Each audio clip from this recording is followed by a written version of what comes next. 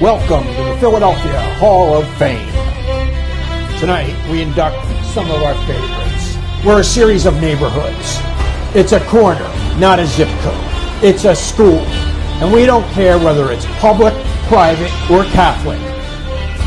What we do care about is that we beat you. In what, where, when, doesn't matter. It's that we did. And we'll do it again. The city of brotherly love. Well, sort of. You come here, you want to pick a fight? Fine. We'll fight you. Bring it.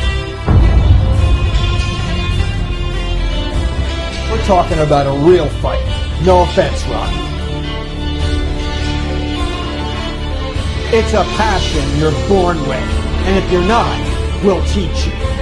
Tonight, I'm representing the Philadelphia Eagles, NFC East champs, divisional champs, NFC champs, and world champs! The world champs! Our mascots, I'm not even sure any of us could describe one. And nobody loves us. But we don't care. It's those eyes. I mean, the passion of the fans, the determination of the fans, the dedication.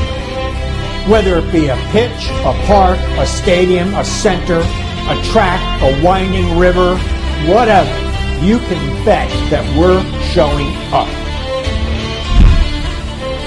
In Philadelphia, we break stuff.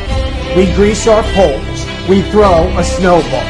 And we even found ourselves on Santa's naughty list. Whatever. We're the city of champions. And once you're an athlete in Philadelphia, we will love you forever. Our 2025 inductees: Alan Lewis, sports writer; O. Robinson, football, track and field; E. Morgan, field hockey; Clyde Simmons, football; Dick Girardi, sports writer; Muhammad Kawhi, boxing; Eddie Coyle, powerlifting; Gary Williams, basketball; Jeffrey Laurie, football; Ben Carter, boxing judge; Mary Ellen Clark, diving; Mendy Rudolph, basketball; Mike Rozier, football; Paul Holmgren, hockey; Roy Thomas, baseball; Virginia Allen, lacrosse; the 1925 Derby Hilldales; and the 1985 Villanova basketball NCAA champion. Look to your left, look to your right. You're sitting in a room with legends and champions. Welcome to the Philadelphia Sports Hall of Fame.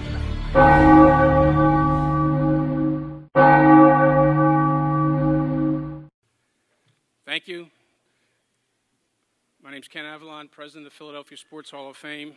Welcome to our 22nd induction ceremony. For those who've been here, I know a lot of you, I see you come every year. We appreciate it. You realize how great a night this is. Every year, we receive a lot of compliments about the Hall of Fame, email, social media, whatever it may be. Last year was kind of interesting. It was different. After the event, 2-3 weeks later, 5 or 6 different organizations reached out to us, a couple local halls of fame, and they wanted to hire our event management company and our video production company, the vendors we use. And I couldn't accommodate them. I couldn't help them out because we're all volunteers. Everything you see here, this book, seating, everything you see is all volunteers. So you beat me to it. I was going to say, yeah, thanks for all the volunteers.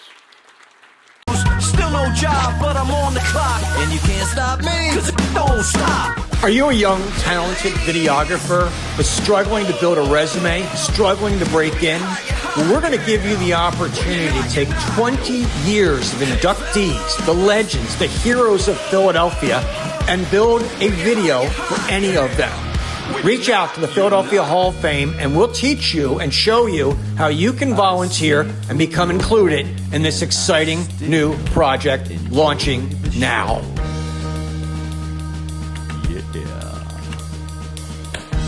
Let's replace this old guy. now.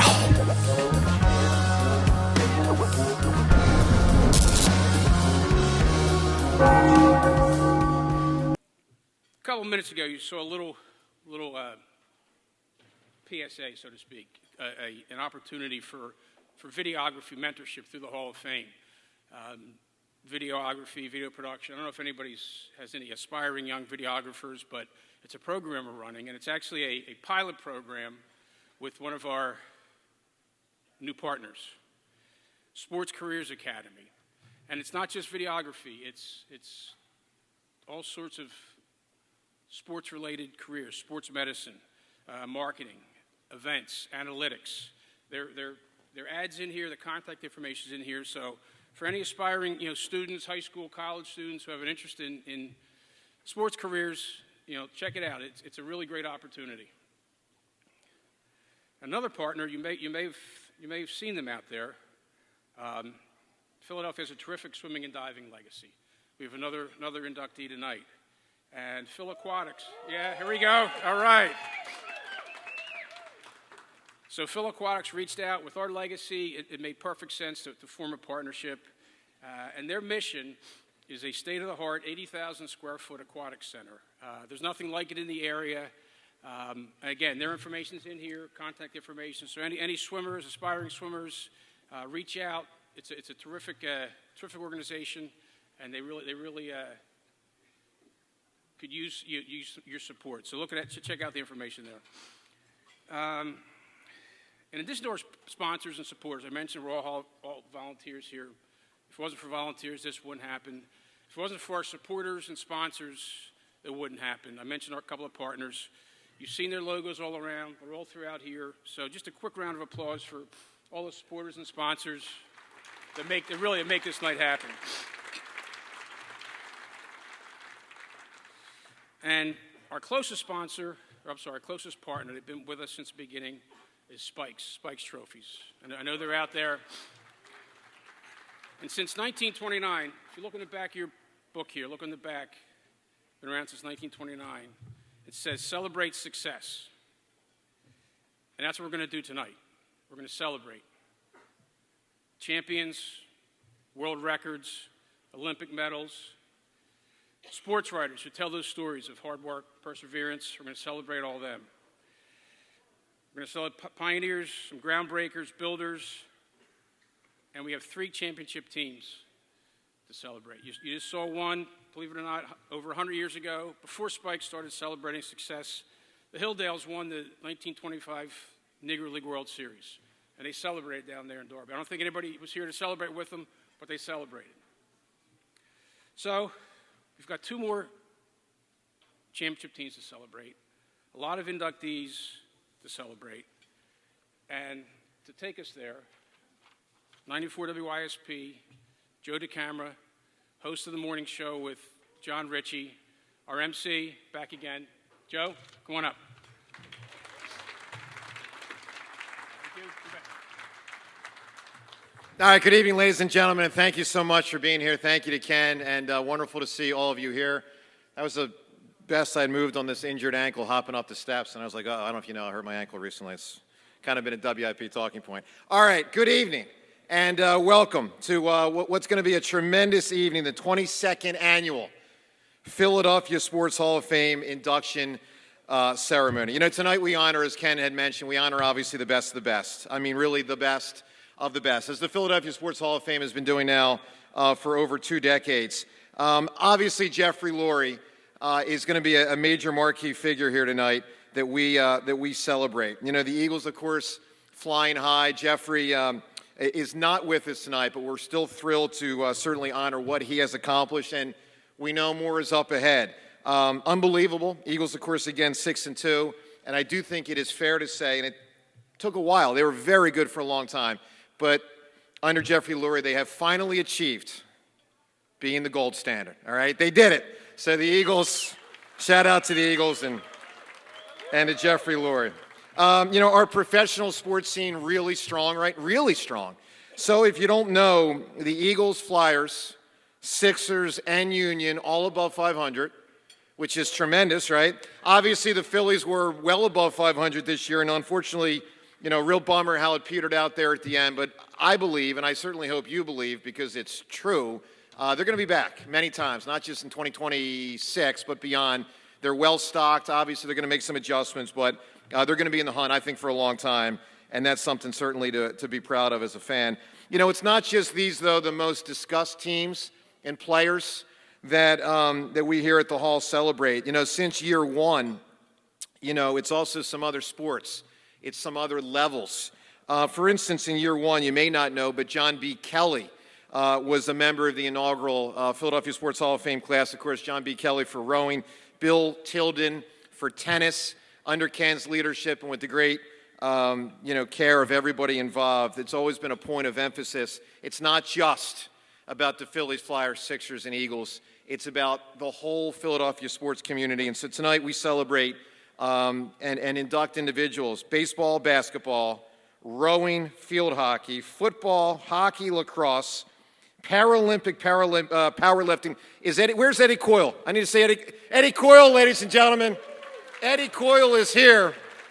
And wait till you hear his story as we celebrate Eddie tonight, from Paralympic powerlifting, diving, track and field, and, of course, sports writing. So it's all on tap. Also, so too are the judges.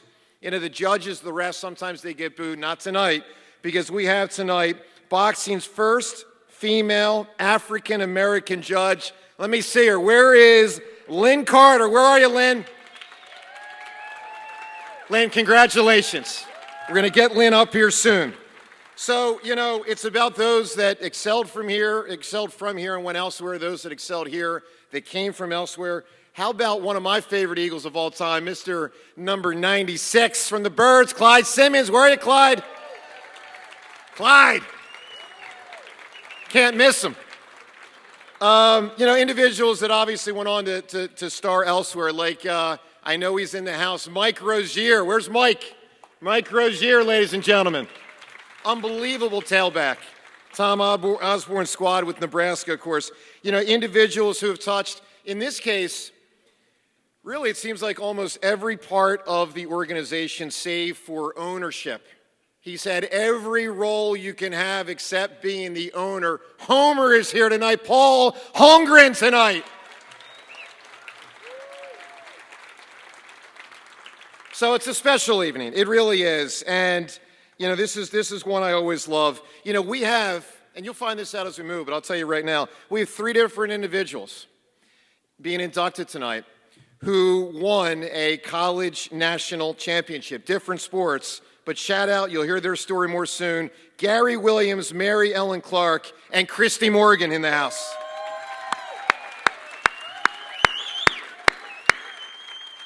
Now, I like this table. I like you. You're good. Keep that energy. Keep that going. That's what we want. That's how you do. All right, well done. And, of course, we have an all-time team.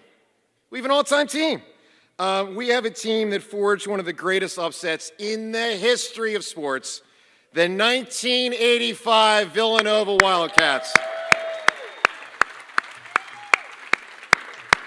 By the way, we also have someone who's chronicled all of it. Now, I don't think back to 1925, but at least half of it. And he may know more people. More people might be in this room for him than anyone else. I'm just guessing. Let's hear it for Dick Girardi. Dick! There he is. Now, I ask that table, surrounding tables, please limit your conversation with Dick, because he's got a 5,000-word recap due by midnight tonight. Dick Girardi, he's been writing, he's been talking for years, and we love him. So, special evening. We'll do it all tonight.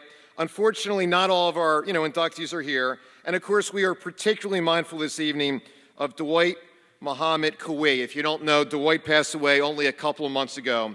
And, of course, Dwight amongst those being inducted tonight into the Philadelphia Sports Hall of Fame. We also are mindful of other individuals that passed away in recent months, and in some cases even recent weeks. Some notable passings in Philadelphia sports this past year. Jim Murray, longtime Eagles general manager, just what a guy, right? Jim Murray. Jim Solano, a tremendous agent who had a strong association with the Eagles. Dwight, as I mentioned earlier, and 2 massive, and I mean massive pillars of Philadelphia sports, Bill Berge and Bernie Perrant. Bill Berge and Bernie Perrant. Ladies and gentlemen, I ask that we observe a moment of silence in their honor and the honor of all those that passed away. We had some notable ones this year. Think of Bill, think of Bernie, think of Dwight, and all those that departed this year.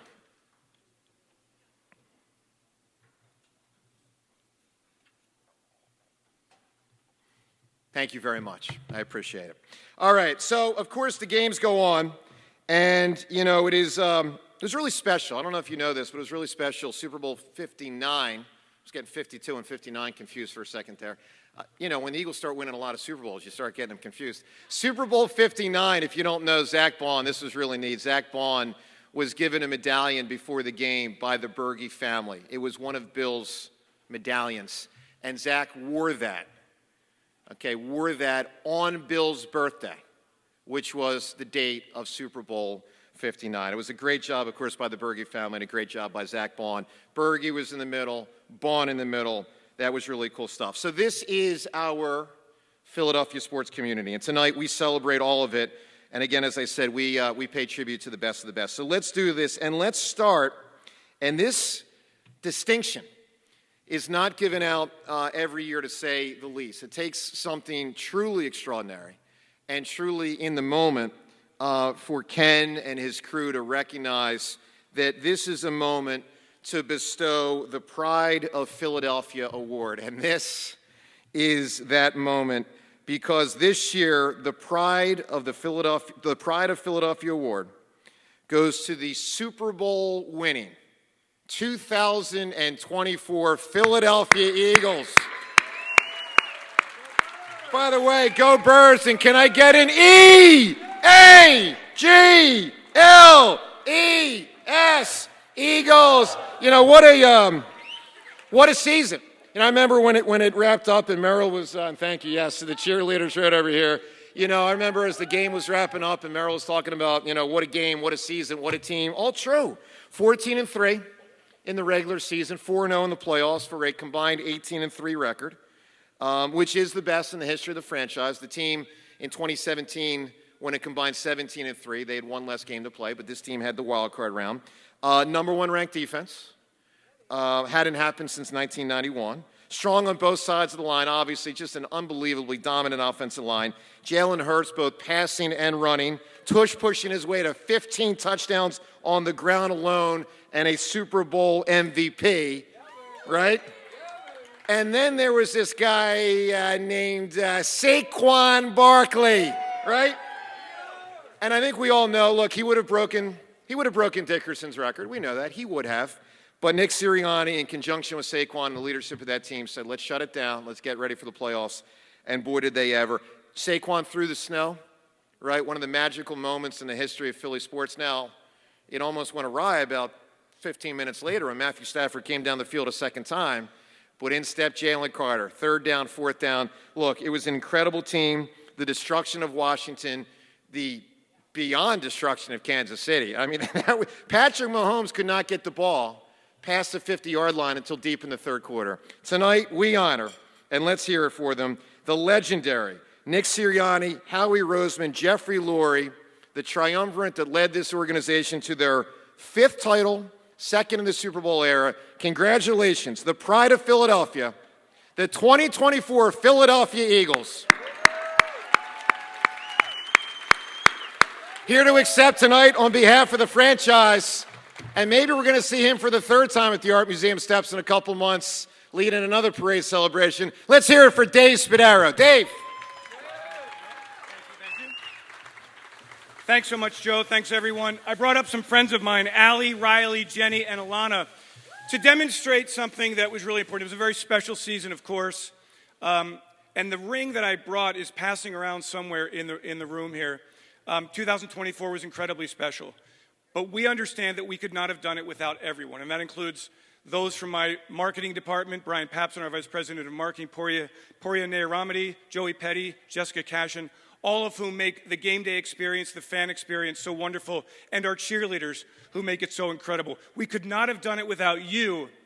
3 straight games at Lincoln Financial Field to get through the NFC field. So inside the ring, when the wings open, is the mantra of the 2024 season, something we believe in as an organization. You cannot be great without the greatness of others. So thank you on behalf of the Philadelphia Eagles. It was an incredible season. And if I could just do it one more time, in an organized way with our cheerleaders on the count of 3, EAGLES Eagles. 1, 2, 3. EAGLES Eagles. Thank you all very much. Go Birds! Thank you. Thank you. Thank you. Thank you. Thank you.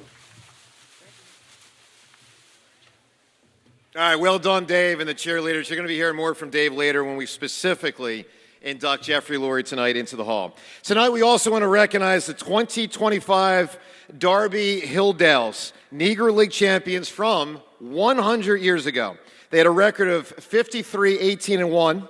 They won the championship in a best-of-9 series, 5-1 against the legendary Kansas City Monarchs, took them down that year. 4 members of the Hilldales have already been inducted individually into the Philadelphia Sports Hall of Fame, including Judy Johnson, who hit .389 that season. We want to acknowledge the Hilldales, and we want to acknowledge Sandy Johnson, niece of Judy Johnson, who is with us here tonight. Sandy, where are you?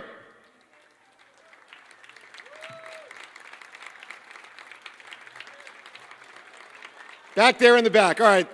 Stand up, say it. Thank you. Sandy Johnson, ladies and gentlemen, niece of Judy Johnson. Thank you so much. So, the 2025 Darby Hilldales, congratulations, Negro League champions as a team, now inducted into the Philadelphia Sports Hall of Fame. All right, individuals that are here tonight that are being inducted, let's get to it. Let's start with Eddie Coyle. All right, our first, that's right there.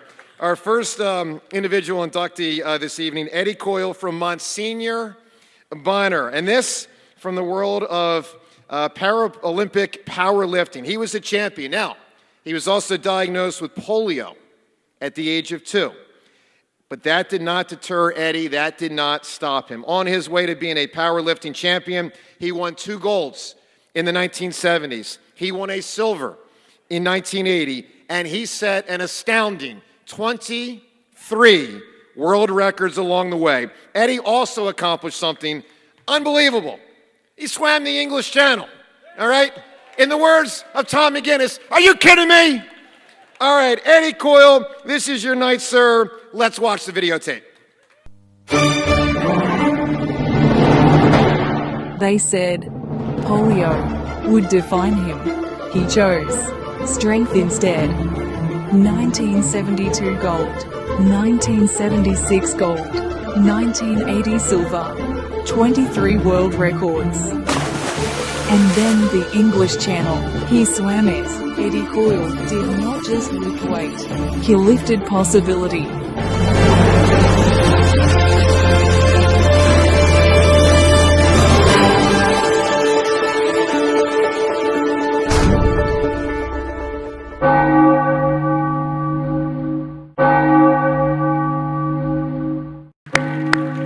Congratulations to Eddie, who is right here in front of us. And we're getting a microphone to Eddie right now.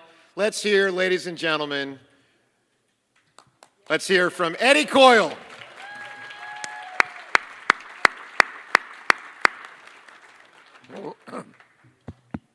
Hold on. I got an elevator. Can you hear me in the cheap seats in the back? Thank you very much to the Philadelphia Sports Hall of Fame, to all the people that make this possible with their hard work. Thanks to Joe for the introduction. Congratulations to all the other award winners tonight and in the past. I know there's lots of people going to speak. I'm going to try and be brief. Age 2, I had the polio. It comes back. My mother and father got polio too, so to speak. They had to take care of me, give up their life. They went through the Depression, World War II. My father was a Marine. and he was a sportsman, and he always said, if you get involved with sports, you'll have good health, you'll get education through travel, and camaraderie, friends for life. And he was right. Although he didn't get the shot, neither did my mother. But they gave me every chance, in spite of what happened. In the hospital for a year, crutches for 17. Anyhow, at 2 years of age, I never thought 20 years later I'd be a gold medal winner. And I will say this to the people here, all champions. I'm not saying anything to them because you're all champs. But I'm saying this to people in general. You have to thank God for the opportunity to participate in sports. Not everybody gets that chance. Diseases, accidents, injury, and wars curtail that possibility. And people who went through those situations, they don't look for any breaks. They train the same as anybody else going out for the sport, if not a little bit harder, because they've been deprived. And I'm not saying that in a mean way. I say that in a motivational way. They've been deprived, so that makes them work harder. They are hungry. They want the opportunity to participate, play with their friends in sports. So I am grateful to my family and friends who are all here tonight at this table. I'm very grateful to my high school coaches, teachers, counselors, rowing, football. I'm grateful for the opportunity to go to college when I wasn't the smartest one. I'm grateful for the chance to go from my hometown of Lansdowne and working in Philadelphia, in the Philadelphia schools for many years with special education, mainstream, and 45,000 special ed children. I was very grateful for all the chances to travel and compete in national championships, state, local, national, Pan American, world, and Olympic championships. I was grateful to travel and meet so many fine people and receive a fine education. And I have to say, being from the Philadelphia area, they say to me, I'm in North Carolina now, they say, where are you from? I said, I'm a Philly boy. I'm from the area where everybody's a champion. Sports is very important, and we have a lot of people that have become very successful. So in conclusion, congratulations to everybody else. I dedicate this award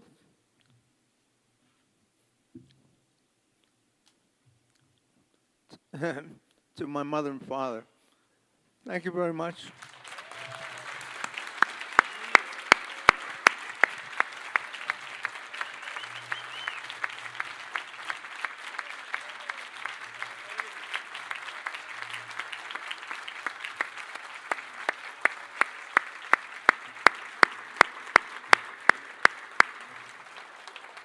Eddie, thank you, sir. Thank you for inspiring us, and thank you for the very wise words and sharing your message. We appreciate that.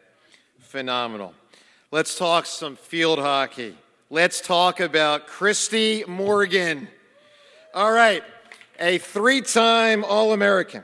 Christy won 3 national championships at Old Dominion. In 1984, she won the Honda Award as the nation's best player in field hockey. In 1985, she won the Broderick Cup as the nation's top female athlete in any sport. She represented our nation in the 1988 Olympics and has had a tremendous career coaching, which includes a national title as the head coach of James Madison. She is a member of the U.S. Field Hockey Hall of Fame and is with us tonight. Congratulations, Christy Morgan.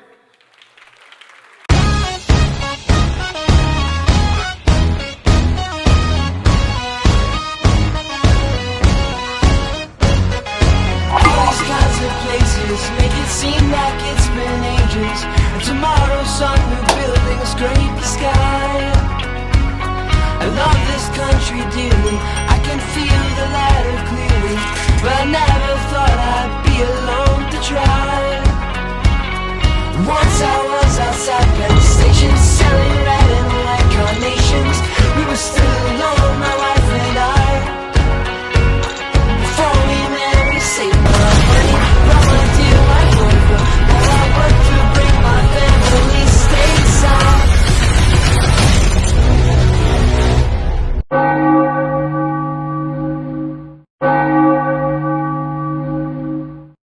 Well, hello everyone. I just got off the field practicing at JMU. Wanted to just thank everybody involved with the Philadelphia Sports Hall of Fame. What an incredible honor. I feel blessed, I feel honored, I feel appreciated to be involved in this and to be inducted into the Hall of Fame. I want to also congratulate all the other people involved and that are being inducted also. I think it's an incredible group. Growing up in the Philadelphia area, I can say that I gotten so inspired by coaches. I can say that Barb Clipcham, my high school coach, Nina Smith, my high school coach, and then also Beth Anders and Char Moret, my college coaches. What I gained from them was great inspiration for me to be the best that I could be. As an athlete, it's not easy to reach the pinnacle of being an Olympian, but with great support all over, I have great gratitude for the people who pushed me to places that I never thought I could go. As a coach, I can say that my goal is to inspire my athletes. Winning a national championship in 1994, so much of that inspiration that I could filter through me and give to my athletes was based on the inspiration that I got from coaches before me. I was fortunate enough to be one of the leaders to lead my team to the national championship, and it was the first national championship that James Madison in any sport had ever won. It was so special because the reason we did what we did was because it was a true team effort.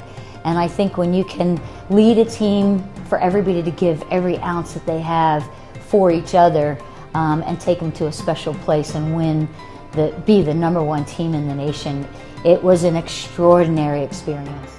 Before I took the job, I heard stuff of legend about Christy Morgan, that she was an Olympian and that she was just an outstanding coach, winning a national championship and also being a part of a national championship winning team, I think 3 times I believe. So I heard the legends and I wanted a taste of that myself. I knew that she sort of impacts culture with her urgency and her integrity and her motivation.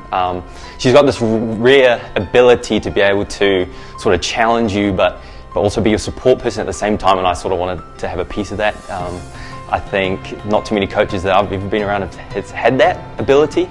So I think that is something that she's kind of passing on as a mentor, and I'm super grateful to have her by my side. Everyone knows Christy Morgan, everyone knows how amazing she is on and off the field. And getting the opportunity to work with her is just the chance of a lifetime that I'm just beyond grateful that I've been one of the few to be able to work with her. The way that she coaches, the way that she cares about everyone around her, all of the girls that she works with, anyone that's ever come through this program, it just speaks to who she is as a person. Really, she truly cares about people, and she's the example of positivity and just, you know, really wanting to be an influence in people's lives, and she has been. She knows what people are capable of, and she always pushes them to not only achieve their goals, but to also succeed. She's an incredible mentor, just an incredible person, and the influence that she has on the hockey community, at just JMU as a whole, but on people, on individual people in her life and in our life. I mean, she's she's just such an incredible person. I would say as a player, the inspiration from my college coach pushed me much farther than I ever thought I could go. And I understand now in the coaching world that there's so much possibility in people. And as a coach, I think it's my job to really bring that out and understand what's possible and then lead my players to that special place. And there's a lot in front of me, and right now the reason I'm not there is because I'm with my team, and it's my job to get every ounce of potential out of every player. So I'm very sorry that I can't be there and celebrating with all of you, but I got a job to do, and I'm going to do the best I can, and I'm going to give my players every ounce of the energy that I have. I'm honored to be inducted, and I'm honored to be coached by some phenomenal people, and I'm honored to coach some phenomenal players. I just want to say a massive congratulations to Coach Morgan. This is a very, very well-deserved honour. I think I can speak for everyone in saying that she's not only inspired me, but inspired a whole generations of people, and I don't think I would be where I am today without her. So thank you, Coach. Coach, congratulations. No one deserves it more than you. Every accolade that you've ever achieved, you've earned every bit of it. And I'm just so blessed and so grateful to have you in my life and to just call you a friend. So love you. Congrats.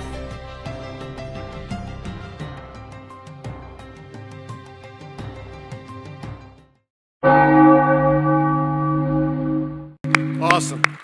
Christy Morgan, tremendous. All right, let's talk some college basketball. Let's talk about Gary Williams from Collingswood, New Jersey, and of course on to excellence in the world of college basketball, to say the least. So, point guard and team captain at Maryland. He coached Woodrow Wilson High School to a state championship in 1970. Then a 33-year run, tremendous run in college basketball with American, with Boston College, with Ohio State, and Maryland. He was pretty much living in the NCAA tournament there for a couple decades, made 9 Sweet 16s and 2 trips to the Final Four, and in 2002, with Maryland, won the national championship. He is a member of the Basketball Hall of Fame and now a member of the Philadelphia Sports Hall of Fame. Please welcome Gary Williams. Watch that clock, those hands, they never stop. Give me a replay, give me a rewind. There's a way to slow down time. Someone show me how to make it right now. How do you hold on to the moments that are here and gone, man, before you know it? It's all in the past, slipping through the cracks. You're never gonna get them back. So while you got them, make them last, 'cause they grow up too fast. I want to play for that man. I want to play at that school because they had such swagger.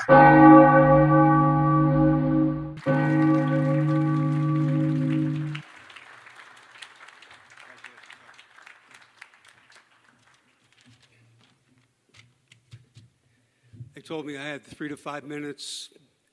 That's probably the length of college basketball TV timeout now. So I'll do my best. First of all, thank you to the Philadelphia Sports Hall of Fame. It's a tremendous honor, especially somebody growing up right across the Walt Whitman Bridge here. And you know, growing up, I wanted to be like every kid in the Delaware Valley back in the 60s. You wanted to play in the plus for the young people. You don't know how big that was back then. There was no TV. The Final Four was on delayed TV in the NCAA tournament. And to go and get a ticket to go to the Plesser to see a doubleheader, a City Series doubleheader, it was just an incredible experience. And that was a big part of my love for basketball. And, excuse me, then, you know, I got to be a decent basketball player in high school. And all I wanted to do was go to a Big Five school. Whichever Big Five school recruited me, I was going there. I'm still waiting for letters from the Big Five schools. But I'm very happy and fortunate to have gone to the University of Maryland. There's some great people here tonight. Our new athletic director, Jim Smith, is here with quite a few Maryland alums, including the great Mo Howard, sitting over there with the Villanova people, but, you know, it's okay. You know, from Maryland, back then, when you got out of school, I got out in '68, you were probably going to Vietnam if you were a male graduate of college. And I had my physical up in Baltimore to go past my physical. And I got a call from a good friend of mine in Camden, New Jersey, offered me the coaching job at Woodrow Wilson High School. It was a JV coaching job. And I accepted it. And it was the best thing I ever did. I probably learned as much there as I did anywhere, you know, in terms of people, coaching, whatever. And it was an exciting time for me to be a JV high school coach. The next year, the varsity coach left. I became the head coach. We won 27-0. As they mentioned, we won a national championship. My assistant on that team was Stan Pavlak, the all-time great player at the University of Pennsylvania, you know, Ivy League Player of the Year the 1 year, and just a tremendous guy, and Stan and I are still in touch. And from there, I got to go to Lafayette College in Easton, Pennsylvania. They never had a full-time basketball coach before, so to accept the assistant basketball coaching position, the soccer coach left. That was the money in the budget. I had to coach soccer. Let me tell you one thing. I've been in a lot of tough places coaching. Walking out in that soccer field the first day of practice, noted every damn one of those players knew more than I did about soccer. Of course, a lot of my basketball teams felt the same way too. So then it was American U, and in American U, I got lucky. I got to have an assistant coach named Fran Dunphy. Probably a stranger to most of you people here. Nobody knows Fran. You get off, get out of your car in Philadelphia and, hey, do you know Fran Dunphy? You know, it's like unbelievable. But Fran was so great to work with. We all learned a lot there. We didn't have a gym. We played our games in Fort Myer across the Potomac River there in D.C.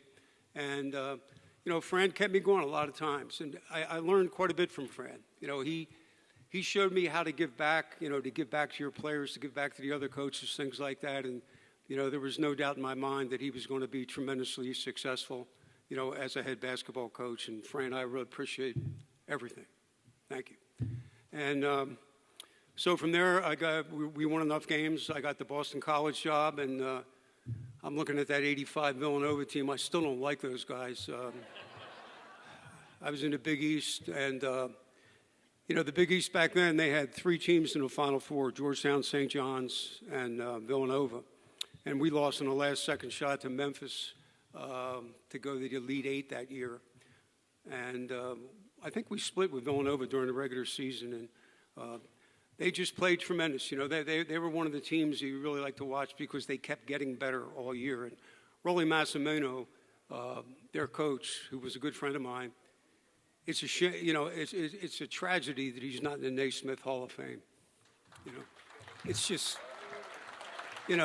he's won certainly enough games, but he won a national championship too. I mean, so it's just a shame that he's not there. And from there, I went to The Ohio State University. You're quickly taught that when you if you want your paycheck, you have to say The Ohio State University. And it was a great job. It was really good. Obviously, football, was the dominating sport. But the great thing about that, nobody bothers you in the fall when you're starting to get your team ready. Then if you have a tough season and you lose, spring practice starts the next week. So, that was a great job there. I really enjoyed it, and there's just great people in Columbus, Ohio.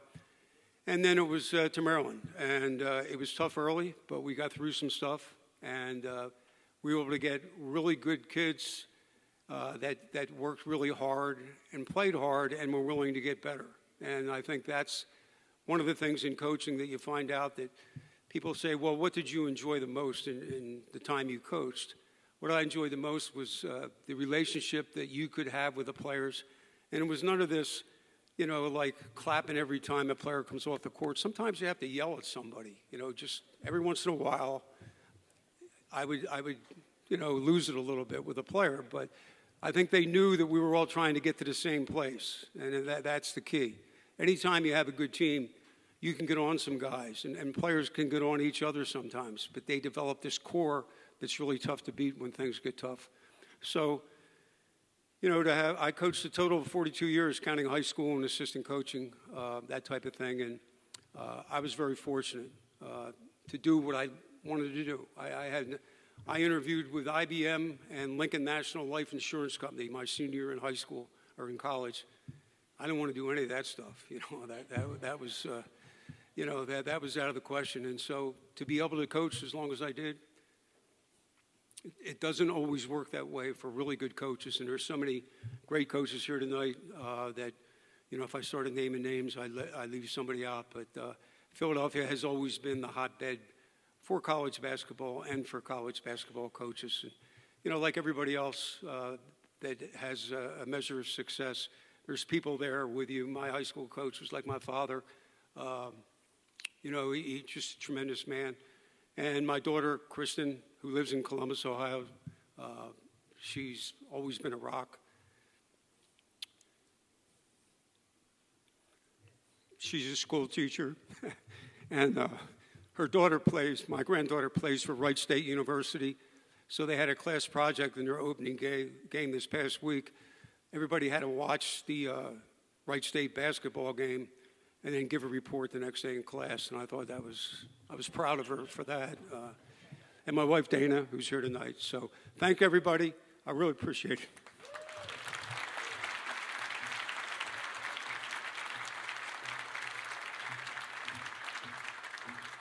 All right, Gary Williams, awesome. All right, let's go to Cardinal Doherty while we're at it, and let's talk about Lynn Carter.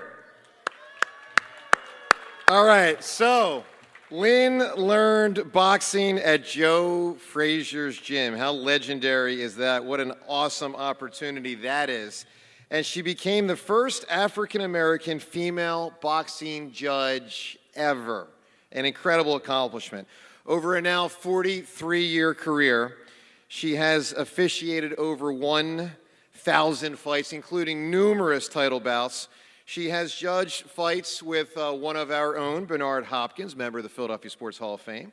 Roy Jones, of course, unbelievable. Lennox Lewis, and she judged fights of Iron Mike Tyson. Lynn is a member of the Pennsylvania and New Jersey Boxing Hall of Fames. Let's watch the videotape. Lynn Carter.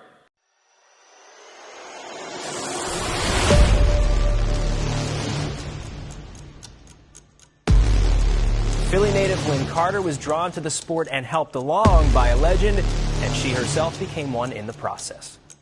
They were saying, like, what's that woman know? From there, her status grew.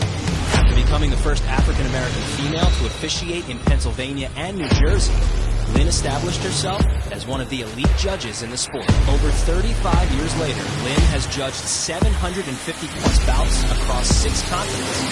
Every woman I've ever worked with, I said that we have to make sure we're the best because we're still a woman. Lynn Carter has crossed paths with many of the greats. She's hoping that her story brings other women to the sport. In the meantime, she won't stop striving for more.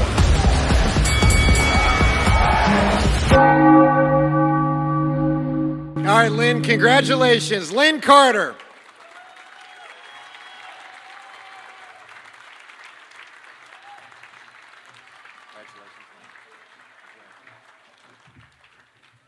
Hi, everybody.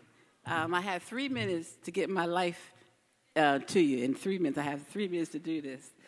First, I want to say thank you to the Philadelphia Sports Hall of Fame for having me. And I want to say congratulations to all the other inductees. And I want to say another special thanks to my family and friends because they always come and support me, okay? So now I'm going to say a little bit about how I got started. I started off with my first boyfriend. It was 4 brothers that went to the fights, and they took the girlfriends. I was the youngest one, me and my boyfriend, so he wound up saying to me, Lynn, you should try this. You know, you're pretty good at picking the winners. So I said, I didn't pay no attention, but then I was changing jobs, and I had to go back to my old job with the city, and I didn't want to go there. So I said, let me try this boxing stuff. They said I'm pretty good at it. So I went to the commission, and first they didn't want to give me my license. You know, there wasn't too many women in it, and they didn't want to do it. You know, when it's a man's sport, it's hard to get into it. So anyway, I said, no, I want to do this. I want to try it. So he wound up doing it, and then he said, well, where are you going to go to train? I didn't know nowhere to go to train. I didn't know nothing about boxing. So I said, I'm going to go to Joe Frazier's. I didn't know Joe Frazier from a slice of scrapple. So I went up to Joe Frazier's, and then I walked. This was the funny part even to me. I walked in Joe Frazier's, and I said, is Joe Frazier here? And they said, well, yeah, he was in the restroom or something. And I said, okay, well, I'd like to speak to him. And she said, his secretary said, well, who are you? I said, my name is Lynn Carr, and I want Joe Frazier to train me. Well, Joe didn't know who I was. And then she went and told him that, but then she went back and she told him, it's a pretty young girl out there that you might want to meet. She wants you to train her, okay? So then Joe came out, and he had been in the shower. So I said, hi, how are you? And I said, listen, I would like for you to train me. He said, train you? I don't like judges, I don't like referees, and I don't like announcers. I said, yeah, but they said that you're the best. So if you're the best, then I want to be good, so I want to be trained by you because you're the best that we have in Philadelphia. And first he said to me, well, what do you think of so-and-so? I won't mention the name. He said, do you think he'll be a good champion? And I was going to say yes. But what happened, the secretary was behind him saying, no, no, no. And I said, no, of course not. He said, okay, then I'm going to train you. So if it hadn't been for that secretary, I wouldn't be here. So anyway, so it goes on. He said, okay, I want you to come to the gym 3 to 4 times a week. And I want you to bring 2 plastic bags and a belt. I said, well, a plastic bag and a belt? He said, yeah. I said, you want me to get a sweatsuit, you know, them plastic suits? And he said, no, you don't need that. Don't waste your money on that. Just bring them plastic bags. And that's what I did. I brought 2 black plastic bags. He cut my arms out. He cut my legs out. And then I put the belt around, and that was my workout. Okay. So then, after I got with Joe Frazier, and then I went down, my main goal was to get in Atlantic City. Okay. And what I did at Joe's, I worked there 3 to 4 times a week. I would go to his gym religiously. And then some of the guys even thought I came there to see the other guys because his gym was very, very popular. He had a lot of people coming in there, a lot of champions and all that stuff. But that's not why I was there. I was there to learn my goal, which was to learn how to judge boxing. So he trained me on how to box. He showed me different moves and everything like that. And I had to get in the ring with him the whole 9 yards. That's where I met his daughter and his daughter Jackie Frazier and her husband Pete. I met them before they were even married. So then I went down to Atlantic City to work. And that was something because on Tuesday nights, they had the Tuesday night buses come down there. And they were hard on women. You hear me? They were hard on women. Even when I was working down there, I had to go to, I couldn't go ringside where where the guys would go. They would go to a room.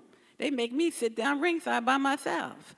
And then finally, Larry Havoc came and said, Lynn, what you sitting down here for? I said, well, I'm not allowed to go to the room. He said, girl, go on up to the room. So then I could join the men, okay? So I started working down in Atlantic City and doing the fights down there everywhere. And then I joined all the world organizations. I joined the WBA, the WBC, the WBO, WBU, IBF.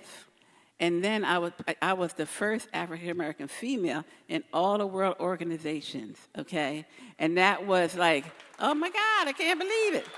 So I never got egotistical about this because I find that when your head blows up, then you just change so just stay the same, okay? So anyway, then I wind up going, they sent me all over the world. I've been to all the continents. You know, I've judged people or places I thought I would never be at. You know, I've gone to places that I never thought I could go to. It's not that I couldn't even afford to go to them places. The good thing about boxing, you go, you do your fight, you get paid, and you come on home. So everything's done for you, you know. It was still hard. And my goal was to be approved by the men. It was very important to me, you know, to get approved by the men because, look, the men are what's happening, okay? So anyway, when I was on the elevator one time, and then top rank, Bob Arum, I don't know if anybody knows him, but he has top rank, and he took me by the hand and said, Lynn, come here. I said, well, okay, what's going on? And he said, I want you to meet some friends of mine. I said, okay. So I go there, and then he says to them, I want y'all to meet the best judge we have in New Jersey. Well, I said, well, I'd be darned. I couldn't believe it. So anyway, that was a highlight to me because now I was accepted by the men, you know. And some of you may know Frank Gelb. I'm judging at my seat, and he comes up next to me and says, Lynn. I said, what? He said, guess what? I got the same score as you. I said, you do? He said, yeah, I got the same score as you. I don't know if it means anything to you. I said, okay. You know, so those were some highlights of my life. And now I've been judging boxing for, like he said, 43 years. It's been very, very good to me. I've judged all kinds of people, all types of feet, all kinds of weights. And I just want to say thank God. So that's my story. I hope. So thank you. Okay. Thanks, everybody, for coming out. Okay. See you later.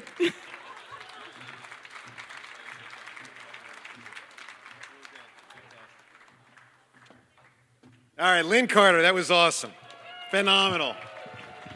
All right, we want to recognize some individuals that are here tonight that are not, honorees specifically this evening, but certainly some notable people from the world of Philadelphia sports. So let me venture out here into the audience and give you a taste of who's amongst you. Maybe they're at your table, maybe they are not, but they are right around inside this room. So let's give a great applause as we go through them. Philadelphia Phillies.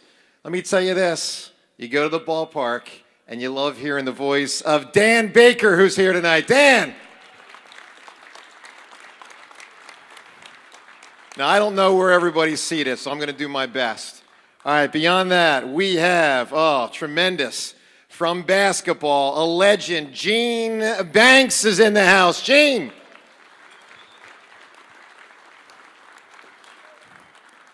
How about a two-time Stanley Cup champion? How about to say the least, a member of the Flyers Hall of Fame? He's a member of the NHL Hall of Fame, Bill Barber.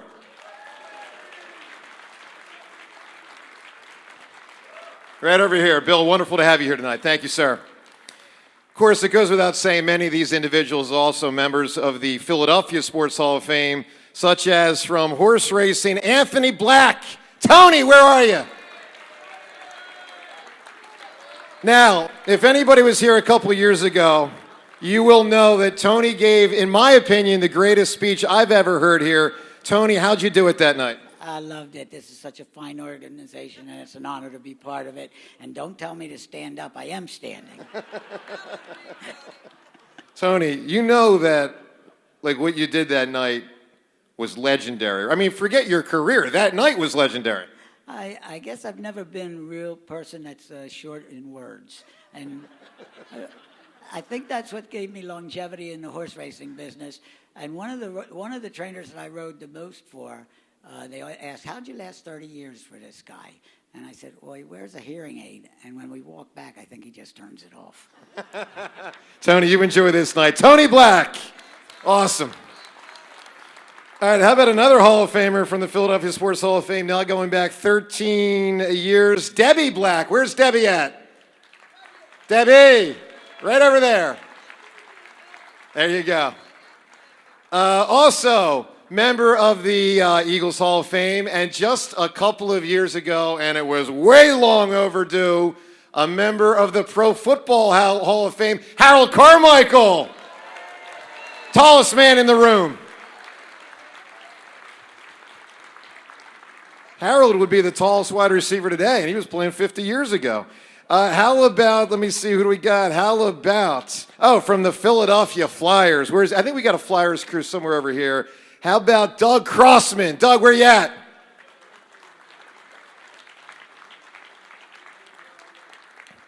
All right, let's go to college hoops here.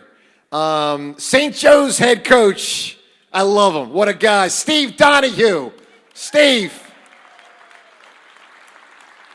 Thanks, Steve. All right, let's talk about another, we love him. He already got a shout out on the stage. And what a career. I got to find him. Where is he? Somewhere over here. Where's Fran Dunphy? Fran, I'm coming over to you, Fran. Let me tell you something. I don't know if anybody's touched the Big Five more than Fran Dunphy. Fran, how the heck are you, my friend? I'm well, Joe. Very good. Great to see Gary Williams being honored here tonight. His team, his 2002 team, unbelievable. Juan Dixon. Yep. He was the man, but I can still remember the night that Gary Williams won the national championship. I was lucky enough to get him on the phone and say, "You are a national champion." Awesome. Just awesome. So I'm happy for him. Fran Dunphy, awesome indeed. We salute Fran always. Let's talk about another legend from basketball. How about Bill Ellerby? Sir, where are you? Bill, wonderful to have you here. Thank you for being with us tonight. Also, it's never a full party without the king. Where is he? The king, Howard Askin. Oh, he left. Okay. I guess it is a full party because we're rolling on. How about, I know he's really excited to be here for his friend Mike Rozier. I think he's over here somewhere if I am correct. Where is Irving? Irving Fryer, where you at, Irving? Irving, talk to me, my man. I'm right over here. Irving, how proud are you, your friend and your teammate from Nebraska, Mike Rozier? I'm very proud of him. I'm here supporting him.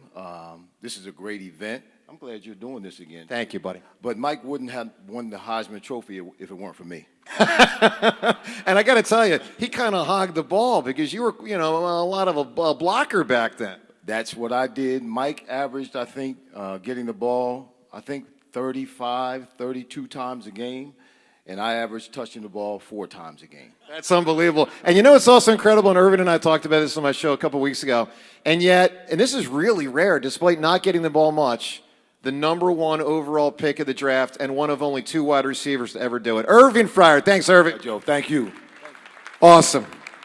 All right, a couple more here. Celebs in attendance, many of whom have already been inducted through the years. Oh, how about this? From the class of 2018, where is he? Mel Greenberg. Mel,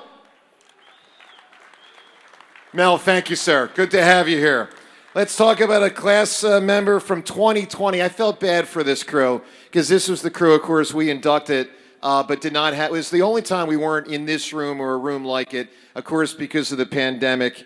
Inductee from 2020, Ken Hamilton. Ken, congratulations. Also, from the Philadelphia Flyers, he was with the Flyers organization for so long. I hadn't seen him for a couple years. Ran into him earlier tonight, running media relations, public relations for so long. The legend, Zach Hill. Zach. Got to tell you, we got a lot of returning inductees in the sort. This is great. All right, how about, now I am actually honestly not sure if this is a check for here or not here, so I apologize if he is not here. And he did beat me in a free throw contest a couple years ago, and I wasn't happy about that. Is Ashley Howard here? Ashley, dude, you killed me a couple years ago, man. So close. Congratulations, Ashley, on that. Congratulations on your phenomenal career. How about Ashley's father, Mo Howard? Mo! Also here tonight, a member of the Hockey Hall of Fame. Man, the Flyers had it going in the 1980s. Of course, the core of that team was Kerr and Prop and Poulin and whichever goalie it was at the time, Pelly and Hexy, and on the blue line, Hall of Famer Mark Howe. What a player. What a player Mark Howe was. From the class of 2024, just last year, she's back again. Wonderful to have Lurleen Jones here. Lurleen. Also from the Flyers, you got to have a Hounds. How about Bob Kelly? Bob, welcome, sir. Thank you for being here. How about to college basketball? How about the shot doctor? How about Mr. Herb McGee? Herb! All right, Herb, let's find out, because, we're all young at heart. Everybody still wants to be able to shoot the ball. What is the number 1 key to effective shooting? Take lessons from me. That's number 1, and you should know that better than anybody. I do. You know who didn't know that? Ben Simmons. Yeah, we tried, but it didn't happen. And it wasn't your fault, sir. No, not at all. Not at all. Don't ever lay that one on me. Herb, thank you, my man. Wonderful to have you here. Herb McGee, ladies and gentlemen. While I'm right here at this table, how about this guy, the coach, Dick Vermeil. Coach Vermeil, you got to be really proud not only of the Eagles from yesteryear, but I mean right now, I said it earlier, they have finally become the gold standard. They are the preeminent organization in pro football. The only problem with it is trying to do it again. Yeah, that was probably the finest Eagle team in the history of the league and one of the top 5 teams in the history of the NFL. So I'm here to pay my respects to those guys and to Jeffrey and past inductees and the new class. So great to be here. Coach, thank you so much. Coach Dick Vermeil, ladies and gentlemen. Couple more to get to. How about from college basketball? I believe he was over here earlier. I might have lost sight of him. But a member of the Philadelphia Sports Hall of Fame. We know him. We love him. By the way, he's the biggest Phillies fan around. Phil Martelli. Where's Coach Martelli? I'm trying to find you, Coach. I swear, I'm trying to find you. All right, how about another from college basketball? Boy, college basketball is dominant here tonight. Speedy Morris. Speedy. Being told Speedy's in the back. Speedy, great to see you here, my man. Thank you for being here, Speedy. We love you. Also, from the Philadelphia Flyers, it's time to go on the Pico Power Play with Lou Nolan. Lou. Flyers trending up. It's good stuff. Speaking of the Flyers, I mentioned him just a few minutes ago. 1980s, holy mackerel. What a player, what a sniper, one of the great goal scorers in the history of the franchise. Brian Propp is in the house. Brian! His goal to tie the game, Game 6, 87 versus Edmonton, one of the great goals in the history of the franchise, surpassed, I'd say a minute or two later when J.J. Daigneault scored, but without Brian's goal, there is no go-ahead goal. That was an amazing moment, one of the great moments in the history of the Spectrum. All right, a couple more here to get to, just a few more, and I appreciate you indulging me here because I wanted to recognize some notables that are in attendance, and I apologize if we're missing any. We do our best to flag people as they come in. Also from the Flyers, how about it? Member of the Philadelphia Sports Hall of Fame from 2016, Jimmy Watson. Jim, let me move over to you for a moment because this, of course, is our first Philly Sports Hall of Fame since the passing of Bernie. And we would be remiss to not get you or one of your teammates' comments. Bernie Perron, I know, was just such a beloved friend of yours, and of course, everyone in this room by extension. Jim, your thoughts on the legacy and the life of Bernie Perron? Well, Bernie was beloved in Philadelphia. I mean, I haven't met a person in the city that didn't think the world of him, and it was primarily because of his personality. Bernie just loved Philly, and he loved the fans, and he really appreciated the Philly fans. So I know that he's up there watching tonight, and he's listening, and Bernie, we love you. We miss you. And I know everybody in this room that knew Bernie feels the same way. Well, let me say this. Bernie, one of the greats of all time. Jim, thank you, sir. Appreciate it. How about another Watson? Where is he? Let's talk to Joe Watson. Joe, my man. How are you, bud? Joe Watson, ladies and gentlemen. By the way, Joe, Bill, he's got 1 minute? He's got 1 minute. That's it. You know what the problem is? His watch might not work. Joe, how the hell are you? Fine. I'd love to be here. I want to congratulate all the people that are being awarded for their awards tonight.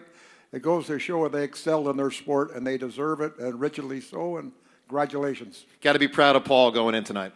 Absolutely right. I remember Paul came to our organization in 1976, and he was a fine addition to our Broad Street Bully team, and he did wonderful things for the Flyers organization, not only as a hockey player, as a manager and a coach. And still is. The team, it looks like it's trending up. It really does. Our team is in the right direction. We have all these young players. We have the second youngest team in the National Hockey League. And I think just it's a matter of developing as a team, and the great things come with this team. Joe, God bless you. Always good seeing you. Thanks, Joe. Thank you, Joe, as always. Bill, did we go over a minute? I think we went just a little over a minute. Yes, I just want to say congratulations to all the inductees here tonight. I'm very proud to sit at this table here because they're the best teammates I've ever been associated with, obviously. But anyway, with that all said, I I'm overwhelmed. I went in 2007, and thanks to these guys. It's not an individual sport, it's a team sport. And I want to congratulate everybody here tonight, and thank you for coming out. Great friends, and awesome time. Awesome time. The all-time leading goal scorer of the history of the Philadelphia Flyers, Bill Barber. All right, college basketball we go. Hoops, where is he? Hoops Weiss.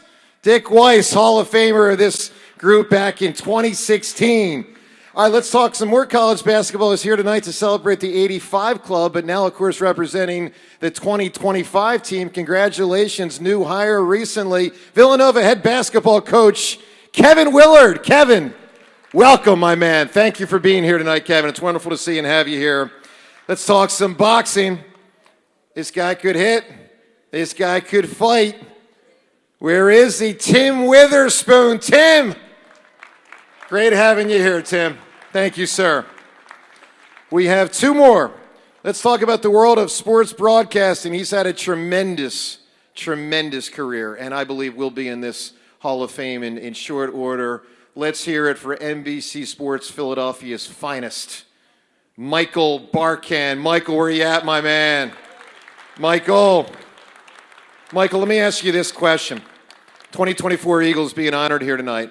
Best team in the history of Philly sports or not? They're certainly amongst them. 83 Sixers, Flyers of the 70s, 67 Sixers. What are we looking at? I would put them certainly up there, but I thank you for asking me that, Joe. Great. You do it. How about a hand for Joe DeCamera?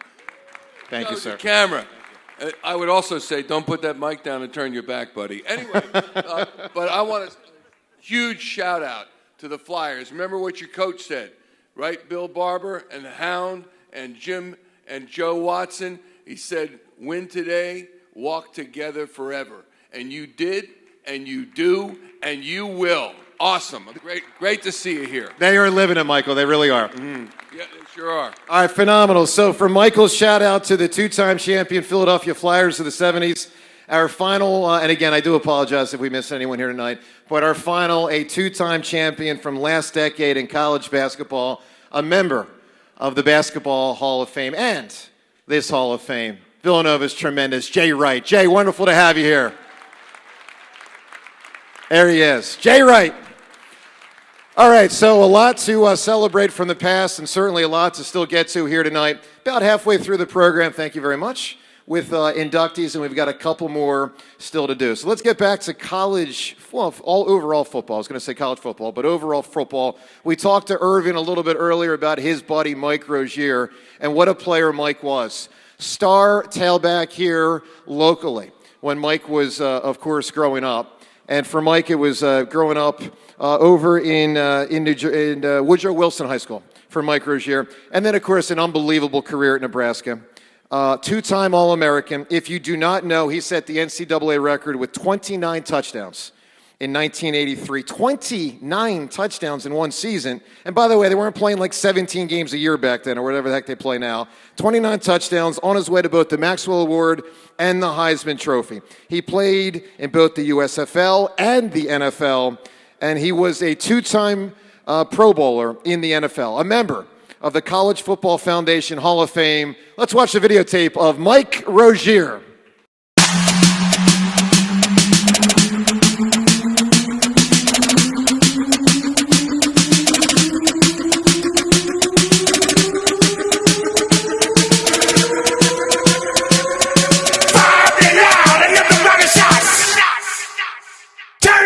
Mike Rozier wore number 30 for the Nebraska Cornhuskers. Built with power, speed, and a knack for big plays, Rozier turned every handoff into a highlight. But it was his senior season in 1983 that secured his place in history. By the time he left Lincoln, Mike Rozier had amassed 4,780 rushing yards and 52 touchdowns. He capped the year by winning the Heisman Trophy.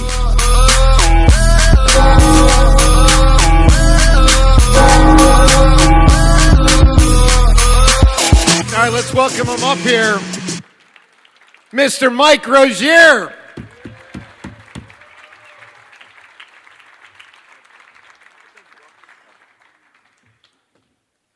I'm not a talker, but I want to thank everyone for coming out tonight and supporting. It wasn't for my mother and father and my neighborhood crew. It kept me straight on the line to do the things I did. I wouldn't be here. But I want to thank my boy. Where my boy at? Irvin Fryer. He's here and saying, "I know they're over there." He's trying to hide. Okay, it's all good. Oh, and my son. Anyway, but thank you very much. I'm not a talker. I appreciate y'all coming out. Do this for me. Turn around your chairs and look at each other.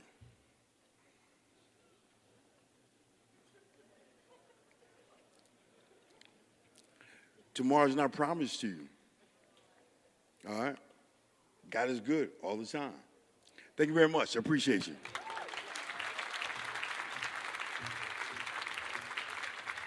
All right, thank you, Mike. All right, let's talk about one of the most consequential figures in the history of Philadelphia sports, and I don't say that lightly. I say it knowing that it is a fact.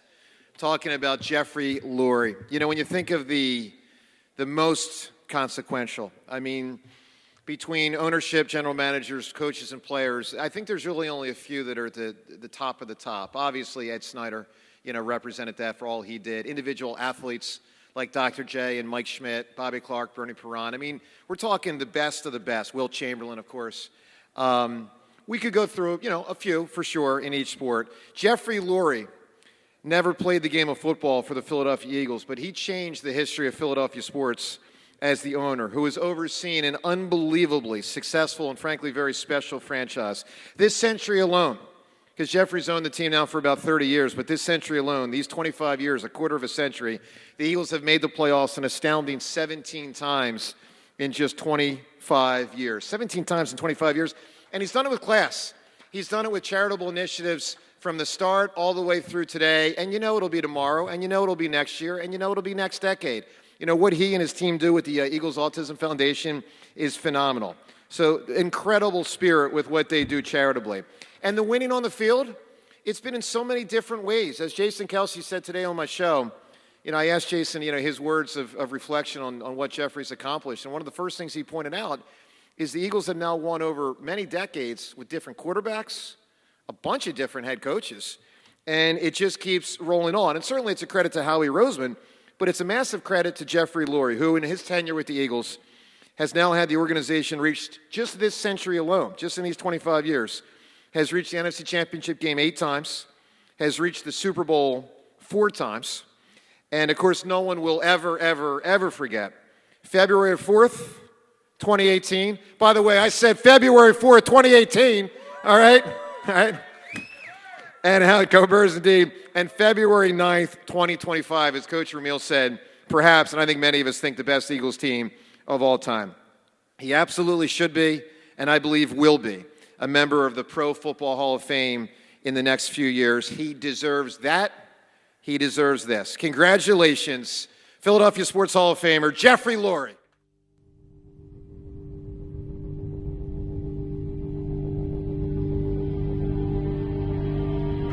I warned you, didn't I?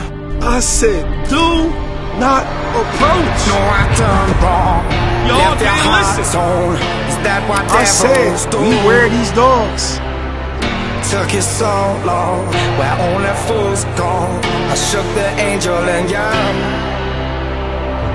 Now I'm rising from the crowd, rising up to you. Filled with all the strength I found, there's nothing I can't do.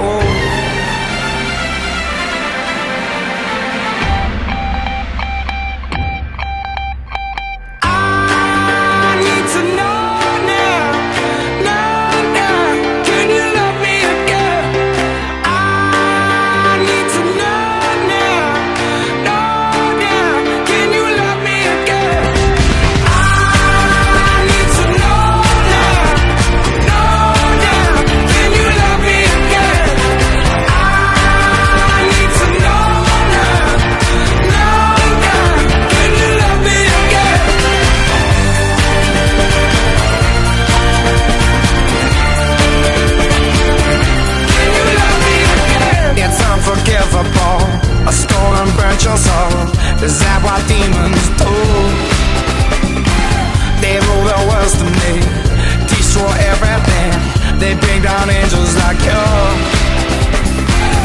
Now I'm rising from the ground, rising up to you.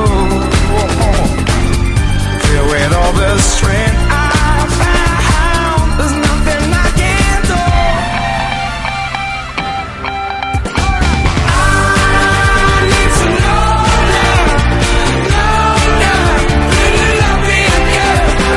I need to know now, can you love me again? With Devontae Smith, everyone thinks Saquon's getting the ball, hurts again, has all the time in the world, and he makes the throw of his life on Jalen Watson. Smith beats him. What a season. What a team. They are the greatest team in modern Eagles history. It is an honor to introduce the Super Bowl 59 champions, the Philadelphia Eagles.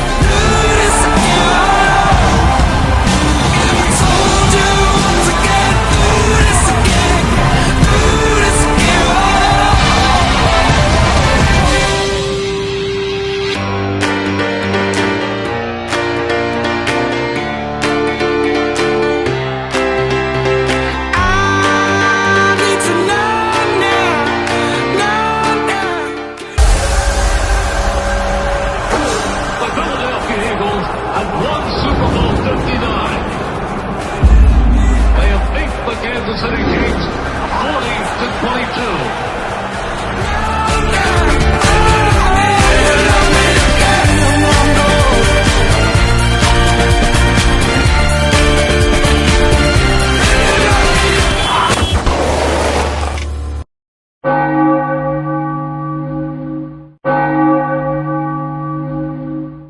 Good evening. It is a true honor and privilege to be presented with the Distinguished Philadelphia Medal by the Philadelphia Sports Hall of Fame. This is a humbling moment for me and one that I will always look back on with great pride. To be recognized as one of only 3 recipients in the Hall of Fame's 22-year history speaks to the prestige and exclusivity that this award proudly holds. I've always had tremendous respect for Ed Snyder and Ed and Steve Sable, and now I have the distinct pleasure of joining them as proud recipients of this special award. I owe a debt of gratitude to Ken Avalon, the president of the Philadelphia Sports Hall of Fame, the Board of Trustees, advisory panel, and everyone who passionately drives the Hall of Fame's mission and legacy forward. Since 1994, I have called Philadelphia home. It is where I started my family, it is where I have grown personally and professionally, and it is where my dream of owning a professional sports team became a reality. Over the last 30-plus years, I've had the good fortune of celebrating some truly special moments with our organization, fans, and the Philadelphia community. Through the highs and lows that come with every football season, together we have enjoyed 4 Super Bowl appearances, a Philly special, 2 memorable punt returns at the Meadowlands, a Snow Bowl, and who could forget 2 World Championships. Off the field, we have had the ability to leverage our star power to positively impact the lives of individuals and families in Philadelphia and beyond. Since 2018, we have raised $40 million and counting through the Eagles Autism Foundation. And this past year, in a partnership with Children's Hospital of Philadelphia and Penn Medicine, we launched the Lurie Autism Institute, with a $50 million gift where our goal is to establish a global hub for autism research. But above all else, one of the most rewarding things I've been a part of was having the opportunity to celebrate not 1, but 2 World Championships with millions of Eagles fans on Broad Street. It's been quite a journey, and one that is simply not possible without the great people around you. I want to take this moment to thank Howie Roseman, Don Smolensky, our entire support staff, and all the players and coaches, both past and present, who have helped shape the image and reputation of the Philadelphia Eagles. While I am unable to accept this award in person tonight, please know how truly thankful and appreciative I am for being recognized in this way. Congratulations to the rest of tonight's honorees, and please enjoy your evening. Go Birds! Go Birds indeed, and here to accept on behalf of Jeffrey Lurie and speak a little bit more, one of his longest tenured employees back to the mid-1990s, Dave Spadaro. Thank you so much. Not much to add there. When Jeffrey purchased the team in 1994, he had two missions. One, to win multiple Lombardi trophies, mission accomplished. And two, just as important, to make a positive impact in the community. And he did that, and he's done that, and that continues. First with Eagles Youth Partnership, and now, as Jeffrey mentioned, with our Eagles Autism Foundation. Our mission every day is to inspire and serve the greatest football community in the world. That is you. That is everyone outside this area. That is everyone around the world that loves the Philadelphia Eagles. We feel the love. We give it back to you. And I also want to recognize something that Jeffrey said. The organization would not be the organization if it weren't for people like Coach Ramil, Irving Fryer, Clyde Simmons, Harold Carmichael, Seth Joyner, all of whom are present tonight. Thank you all very much for making the Philadelphia Eagles what they are. On behalf of the Philadelphia Eagles, thank you so much for this award. It is truly an honor for more than 30 years to be with the Philadelphia Eagles, and I'm looking forward to great things every day moving forward with all of your help. Thank you so much. Congratulations. Thanks. Have a great night. Thank you. And go Birds! Thank you, Dave. Thank you, Dave, very, very much. By the way, silent auction, back corner, that part of the room right there, open right now, and will go until 9 o'clock tonight. So 9 o'clock for the silent auction. If you haven't checked it out, there's some super cool items back there, so please, bid when you can. All right, to the Flyers, and to just an unbelievable guy who's done it all with the Philadelphia Flyers, and that, of course, is Paul Holmgren, an all-star as a player. He played 9 seasons for the Orange and Black, helped the squad, something that just still is beyond mind-boggling. Young people probably don't know it, but 35 consecutive games unbeaten during the 1980 season. Of course, on their way that year to the Stanley Cup Finals in 1980. He coached the Flyers in the late 80s and early 1990s. He has been the club's director of pro scouting, director of pro personnel, player personnel, assistant general manager, team president, and is also now a senior advisor helping guide this current group of Flyers to certainly look to be on their way in a much, much more positive direction. We're happy to have him here tonight. He's a member of the Flyers Hall of Fame and the U.S. Hockey Hall of Fame. Tonight we celebrate Paul Holmgren. But it ain't about how hard you hit. It's about how hard you can get hit and keep moving forward. How much you can take. That's how winning is done. He put the fear of God in a lot of players. You knew that if he was coming in and you had the puck, you were going to get hit. Pain is temporary. If I quit, however, it will last forever. Molding and shaping and developing your ideas and your craft so that when it's time for you to make your rounds, you're going to fly. Holmgren began a career with the Flyers that has spanned more than 40 years. Get off the line with pop back to Holmgren. In 1980, Holmgren helped the Flyers to the Stanley Cup Final and became the first American-born player in NHL history to record a hat trick in the Stanley Cup Final. Talk about the ultimate competitor. His passion and his competitiveness for the sport resonated. All right, please welcome Philadelphia Sports Hall of Famer Paul Holmgren.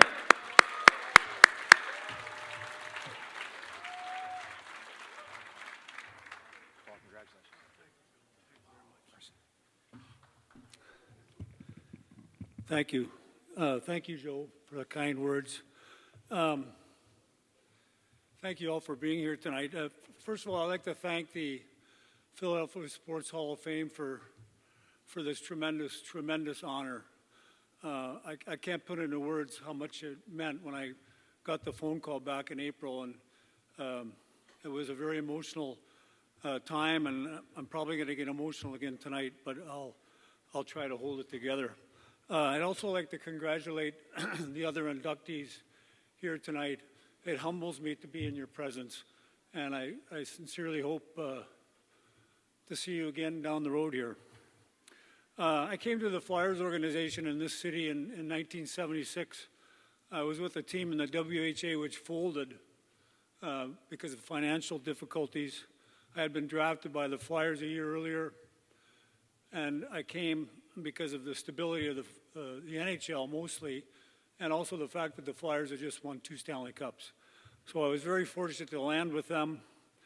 And the one thing that I was really fortunate in having happen for me, I was a 20-year-old kid that grew up in St. Paul, Minnesota. There weren't very many American-born players at the time, and I landed with the 2-time Stanley Cup champion team with Joe and Jimmy Watson and Billy Barber, Bob Kelly, Gary Dornhofer, Ross Lonsberry, Oris Kindrachuk, Don Selesky, guys that knew how to work, knew how to win. So I landed in that group. And as a 20-year-old, I was able to learn how to work. I became a man on that team. I learned how to become a good teammate because of those guys that I played with early in my career. And I'm so happy that they're here tonight to be part of this with me. Thank you. Also here tonight, there's a lot. I've had many roles in the Flyers organization, as you heard Joe talk about, and I can't remember them all, to be honest with you. But the one thing I do remember, I was very lucky to be around people that A, love the Flyers, B, love the city, and C, work their ass off. And many of them are here tonight. I don't want to mention any names because I would forget somebody and I would be really upset with myself. But every role I had in the organization, I always had good people around me that worked hard and loved the team, loved the Flyers, and that's what it's all about. The Flyers family works together. And the Flyers family was started by Mr. Ed Snyder. I'd like to recognize Ed tonight as a mentor to me. You know, I came up as a player, and then I went through as an assistant coach, and I kind of worked my way up the ranks. But when I became the general manager, I found out what it was like to work for Ed Snyder. And it was awesome. It was terrifying. And everywhere in between. But you know what? He always said, I hire good people, I let them do their job. He used to call, you know, frequently. And he'd want to know what's going on or what's happening. And you'd have a debate with him. And sometimes it would get heated. And at the end of the conversation, he said, all right, I hope you know what you're doing. The other guy I'd like to recognize that I haven't mentioned yet is Bob Clark.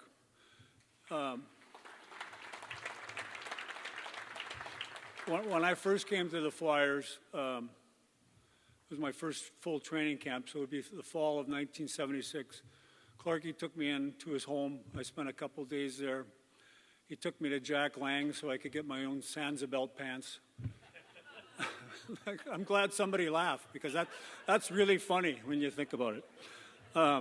But Bob Clark is a diabetic, and my family is, there's a lot of diabetics in my family. Both my brothers passed away from diabetes, so we had a real bond because of diabetes.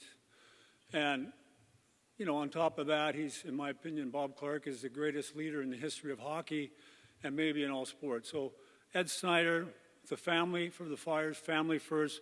Bob Clark was the worker, and I'm sure these guys sitting at this table, they all played with him too. Greatest leader in the history of hockey, and just a great person and a great friend. My family. Tonight, my wife Doreen is here, my son Wes, my daughter Greta, Greta's husband Kyle, my son Wes's wife Kate, my grandkids Mackenzie, 6 of my 9 grandkids, Mackenzie, Braden, Ryan, Nora, Cam, Emma. Thank you for being a huge part of my life. And to my wife Doreen, my lovely wife Doreen, you've been with me, behind me, and beside me for this journey. And I don't know where I'd be without you. Thank you. And I love you.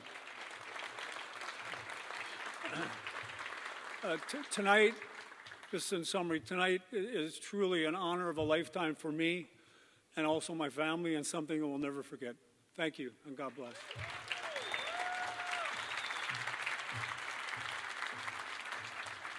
Tremendous. Paul Holmgren, awesome. Two individuals I want to recognize that are amongst you this evening that I did not get to earlier, and I apologize for that. The first, her father was in the first class of the Philadelphia Sports Hall of Fame. Her father, when at WIP during the pandemic, we had to get very creative, to say the least, with content. We had no games for 3.5 months. And we did something over the span of a week or two. We were coming up with the 20 best athletes in Philadelphia sports since Wilt. So acknowledging that, Wilt's his own form of number one, we were saying, okay, in the last 50 years, who's number one, who's number two, who's number three? And I think I was the only person at the station. A lot of people were saying Schmitty and all great answers. But I thought and think it is the individual whose daughter is here tonight. Let's welcome, she's right over here, Jackie Frazier, daughter of Smokin' Joe. Jackie, thank you so much for being here. And Jackie had just told me she did not know her father was in the first class. I mean, Jackie, what other class would he be in? I mean, come on. Jackie Frazier, ladies and gentlemen, that's awesome. And one more individual I want to recognize who came in here, and we're so happy to have him. He should be in the Pro Football Hall of Fame. I'm going to put that out there. If you get a chance, put it out to the world more, because he should be in the Pro Football Hall of Fame. He's a member of this Hall of Fame, and he's really happy to be here for his buddy Clyde Simmons tonight. That'd be number 59, Seth Joyner. Seth.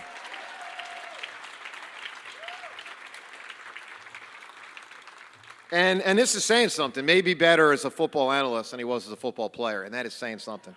Seth frickin' brings it, to say the least. All right, let's talk about Dick Girardi. Dick Girardi, ladies and gentlemen.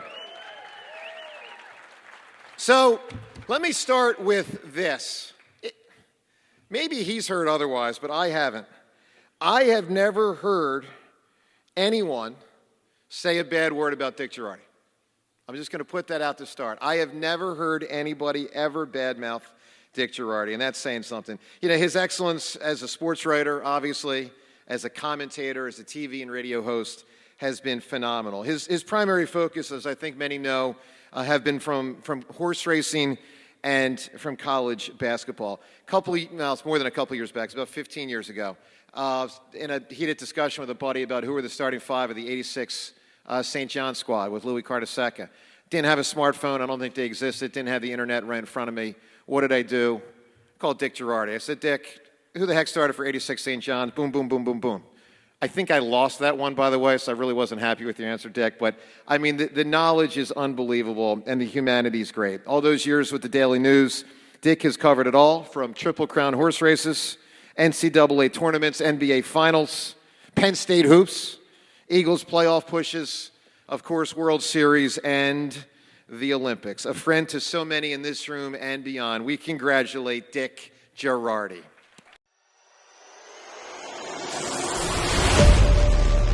A legacy of excellence defines the career of Dick Girardi, an acclaimed sports writer, commentator, and longtime TV and radio host. Girardi is best known for his coverage of horse racing and college basketball. He joined the Philadelphia Daily News in 1985 as its horse racing writer. Since then, he has covered every Triple Crown race since 1987 and every NCAA tournament since 1988.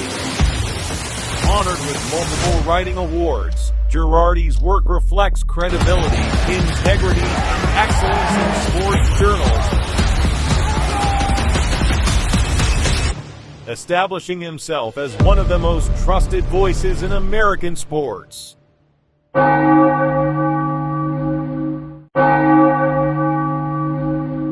Dick Girardi.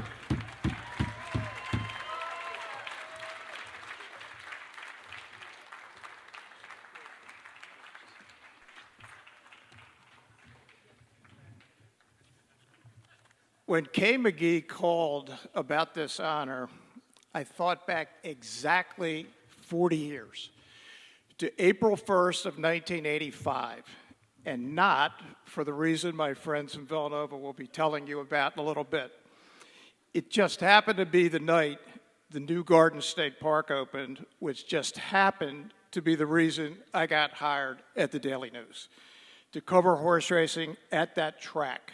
Of course, I spent most of the night watching Villanova Georgetown on television in the press box. There's no way to know that 31 years later, I would be in a Houston football stadium next to the Astrodome, maybe 20 yards from where Chris Jenkins made the most famous shot in college basketball history for Villanova's next title. Had the perfect view behind the ball in the air. It was always going in. Thank you, Chris, for an unforgettable ending and for saving my Villanova wins the national championship column, which was looking very tenuous right before that shot went in the basket. It has been a 40-year adventure, 33 years at the DN, 7,000 stories, just an absolute joy to work there. None of this happens without Mike Rathett and Brian Toolin hiring essentially a rookie to handicap the races and write about horse racing. DN Sports was such a special place. This honor really is for all of us who work there, many of whom are here tonight at table 28. Our leader then and now, Pat McClune, and special thanks to Dana O'Neill for writing such a lovely story in the program. And by the way, thankfully, you can read Dana again. CNN Sports, she's back, and we're thrilled that she is. I got to chronicle not one, but two college players of the year in Lionel Simmons and Jameer Nelson. Coaches like John Chaney, Phil Martelli, Speedy Morris, Fran Dunphy, Jay Wright, Herb McGee, Steve Donahue, Steve Lapis, Joe Mahalik, and so many more. Seen college basketball games at last count in 175 gyms, arenas, and domes. The wonderful LaSalle team of 1990 and 27-0 regular season St. Joe's in 2004, an amazing 5-month saga. Barcelona 1992 Olympics, where I got to watch one of our honorees tonight, the fabulous diver Mary Ellen Clark. High atop the city with perhaps the greatest backdrop for any sporting event ever.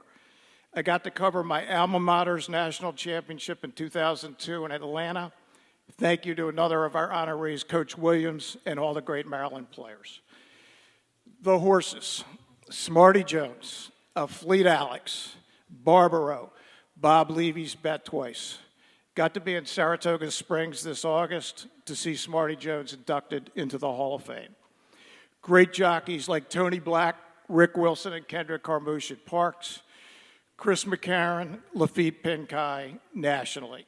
I got to cover legendary horse trainers like Wayne Lucas and Bob Baffert, and locally, Scott Lake, John Service, Kate DeMasi, and the Reed brothers, Butch and Mark. Been to 35 racetracks to cover events or just to bet the double. Let's Go Racing, our once-a-week horse racing show with producer extraordinaire Bruce Casella that he has managed to keep on in this market for more than 3 decades. I work with host Keith Jones and now with my good friend Danny Gibson. Thanks to all my friends from Parks who are here tonight at table 16 and keep me in just enough action.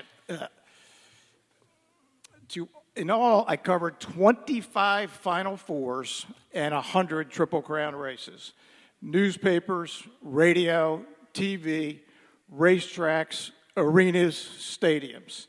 I actually remember a few days when I would write a story or two in the morning and afternoon, then head to the track for a few races, maybe tape Let's Go Racing, hang out with my man Michael Barkan, do Daily News Live from 5 to 6:30, then go to North 5th Street to do a shift for WIP, and then finish the night at the old late-night CNH sports show. These days, it's Penn State basketball on radio from November to March, and radio Saturday mornings from the Park Sportsbook, courtesy of Mike Baldini, where everybody, if you just tune in, you can hear the rantings of my man Mike Kern, and there's nothing like it. one of the great parts of longevity is seeing guys who were just starting out become stars. Back at WIP, I work with Tyrone Johnson. I work with Mike Garafolo, who now does such a great job on NFL Network. And I work with our host tonight, Joe DeCamera. So many friends from racing and basketball are here tonight, but none better than the first family of Delaware Valley Racing, Mark and Barbara Reed. And they, this is 20 years ago now, they managed to reintroduce us to the magic that is Saratoga Springs in August. On a night like this, you think about family, and it's actually true. The first time Karen and I went out was to Timonium. And for the uninitiated, Timonium is a racetrack north of Baltimore. And my job at the time, in fact, my job for a number of years after that, was racetrack gambler. That was my job. That's what I did. Brian, my older son, Mike, the younger son, been here for the entire Philadelphia journey. Aaron for half of it. And our swim star grandchild, Quinn, be here for 17 years of it next month. You also think on a night like this of our Daily News sports family and all those we have lost over the decades. Phil Jasner and Ted Solari, as good at their beats as anyone ever could be. Stan Hockman, Bill Conlon, the great photographer George Reynolds, Bill Fleischman, Mary Ellen Gould, fellow Maryland alum John Smallwood, Jennifer Fry, Jay Greenberg, Jeff Samuels, the wonderful Mike Rathett, and my great friend from college, and always the coolest guy in the room, Caesar Alsop. Thank you so much.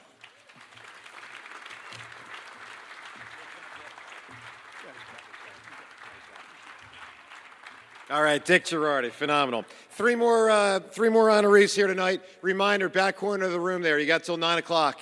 So obviously get those bids in if you're inclined. You've got about 20 minutes or so to do that. All right, let's dive into the pool with Mary Ellen Clark.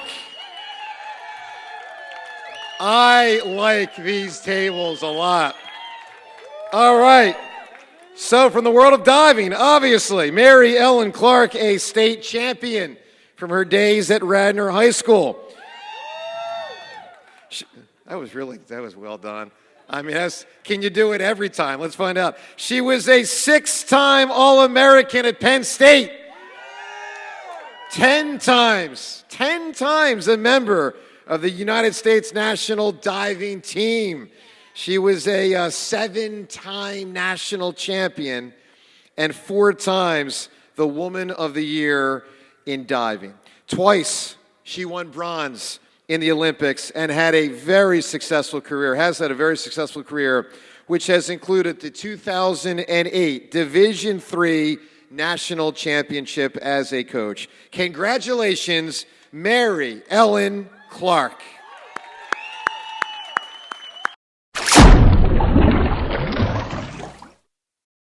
Quite please. 10-time member of the U.S. National Diving Team. 7-time national champion. 4-time Woman Athlete of the Year diving. 2-time Olympic bronze medalist in the 10 meters platform 1992-96. Voted one of the top 10 female athletes by the USOC. Head diving coach at Amherst College and Mount Holyoke College.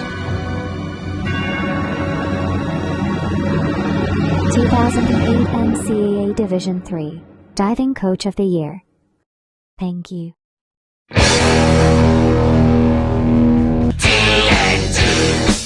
me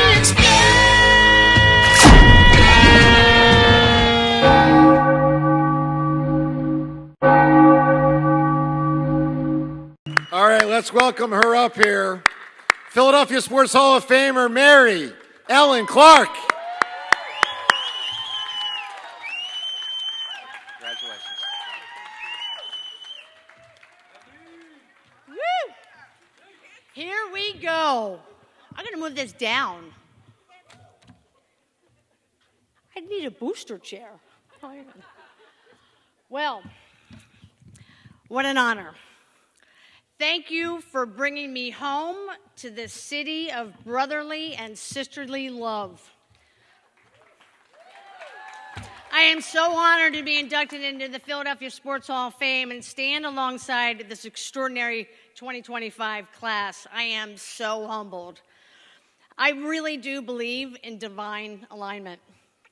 I could have never scripted the journey that actually led me here to a childhood dream that unfolded just so naturally.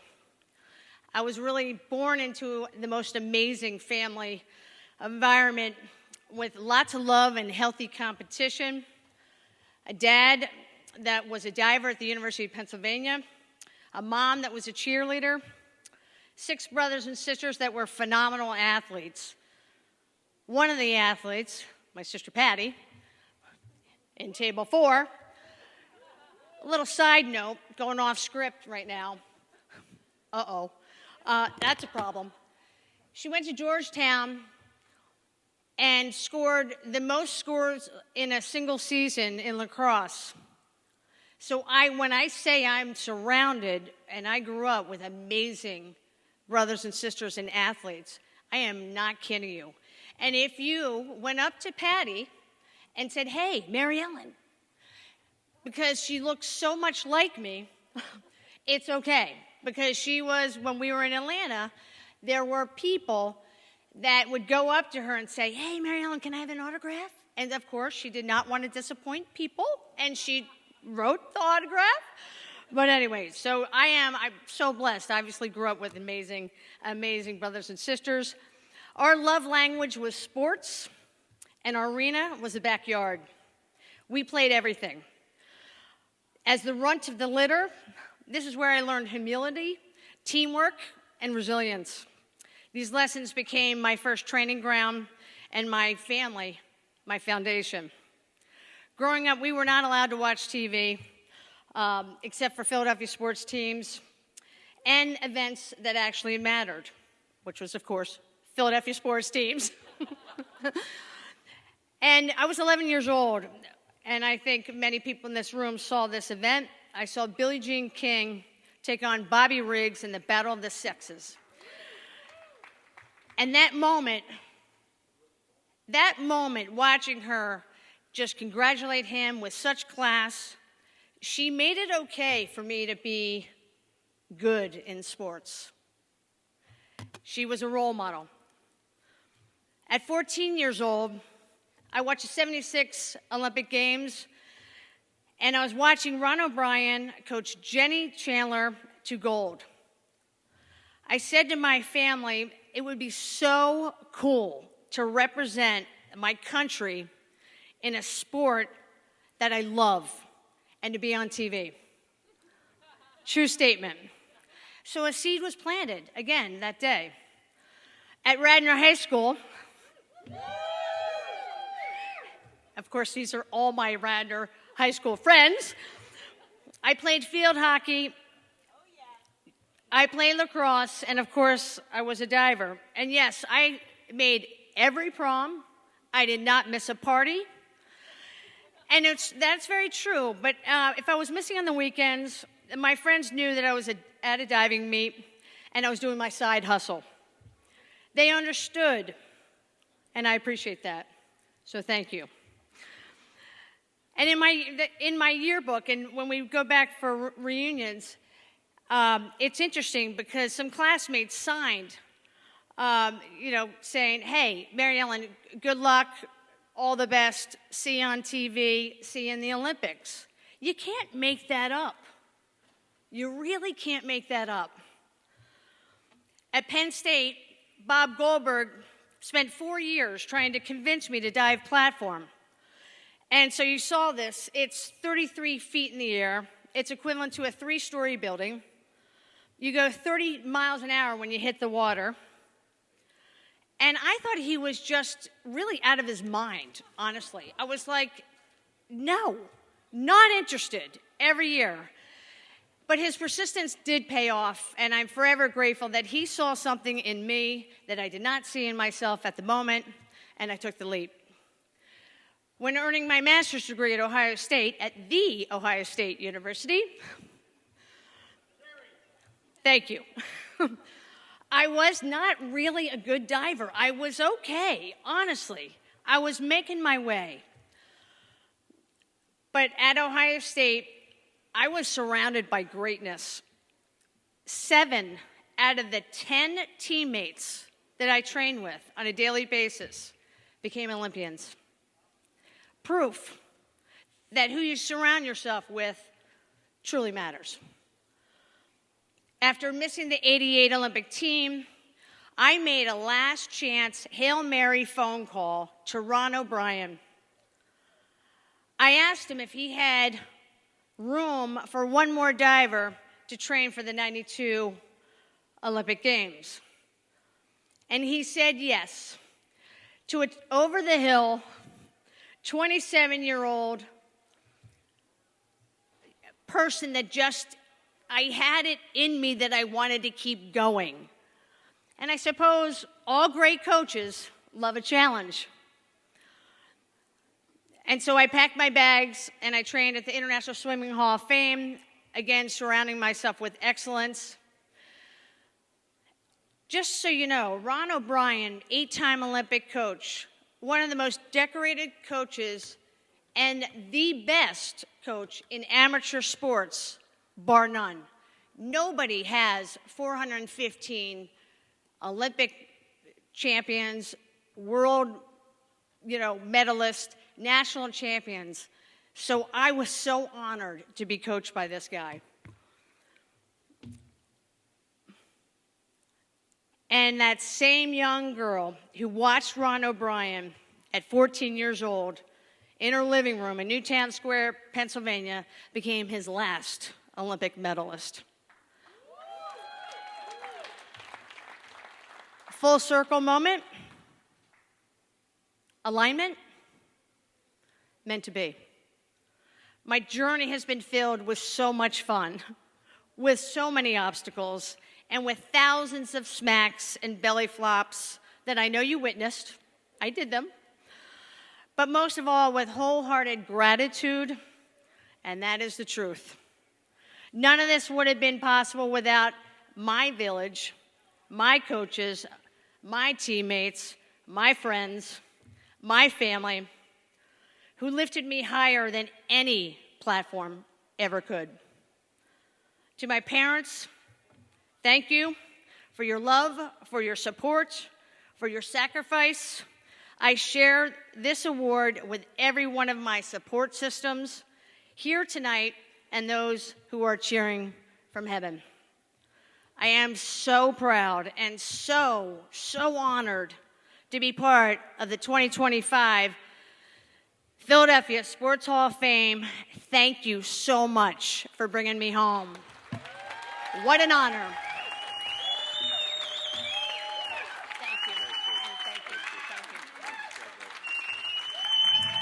Mary Ellen Clark. I know. I gotta ask because I don't know all the years. I don't.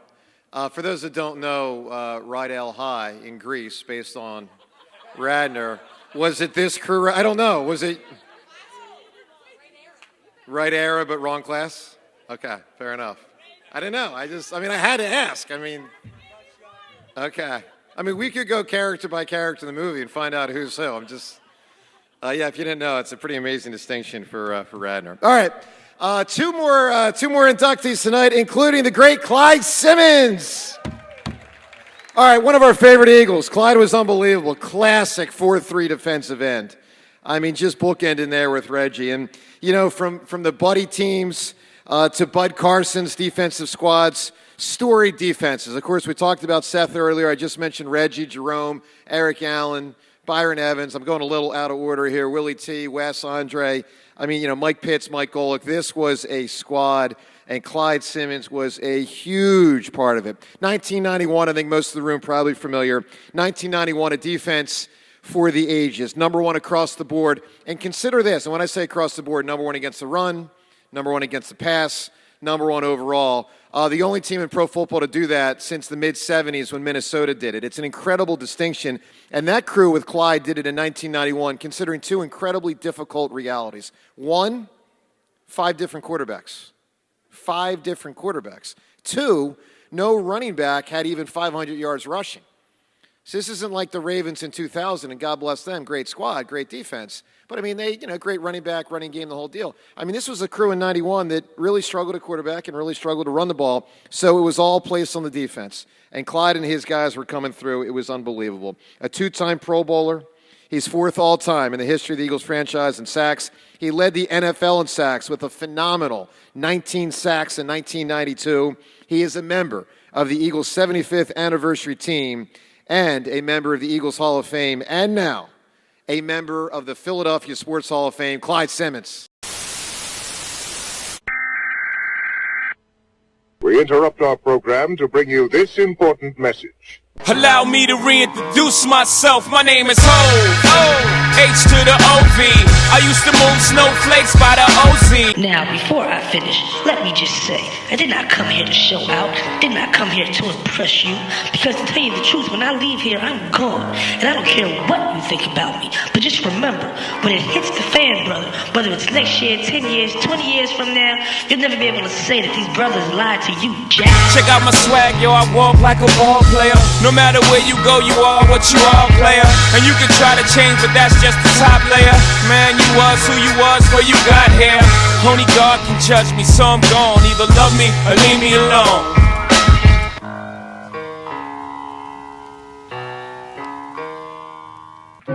Awesome. Clyde is also the only person in the history of pro football to end a game with a touchdown on a blocked field goal in which the offensive team scores the touchdown to win the game. He did that against the Giants. Let's welcome up here Clyde Simmons.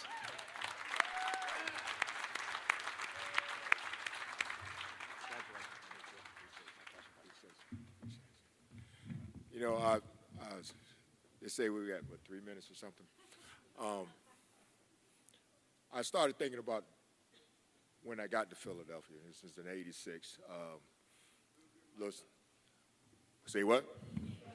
All right. This was back in '86, and I can remember getting off the plane from North Carolina, taking them. The team had a charter bus or something, brought us in there, and I was coming down the vet, and I walking. There was Leonard Mitchell. Leonard was like 6'8", 330, big old former basketball player from Houston. Then there was Kevin Allen.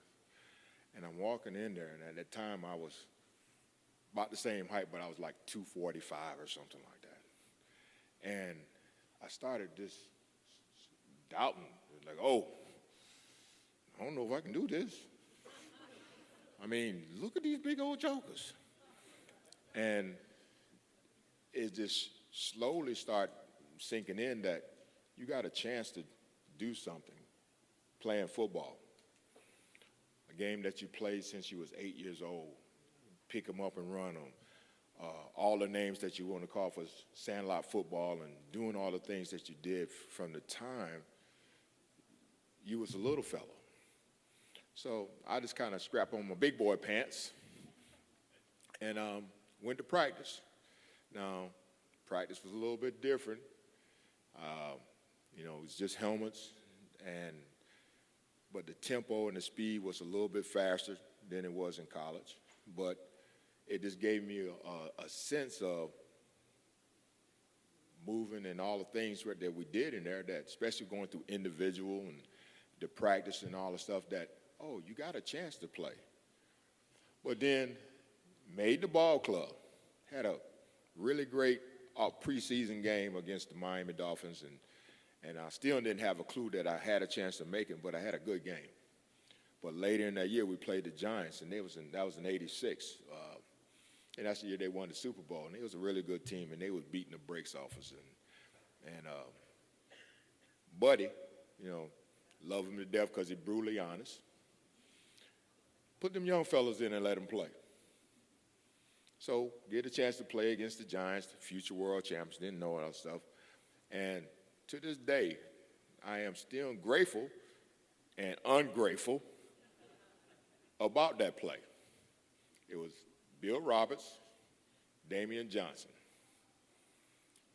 These two took me, came off so fast and hard.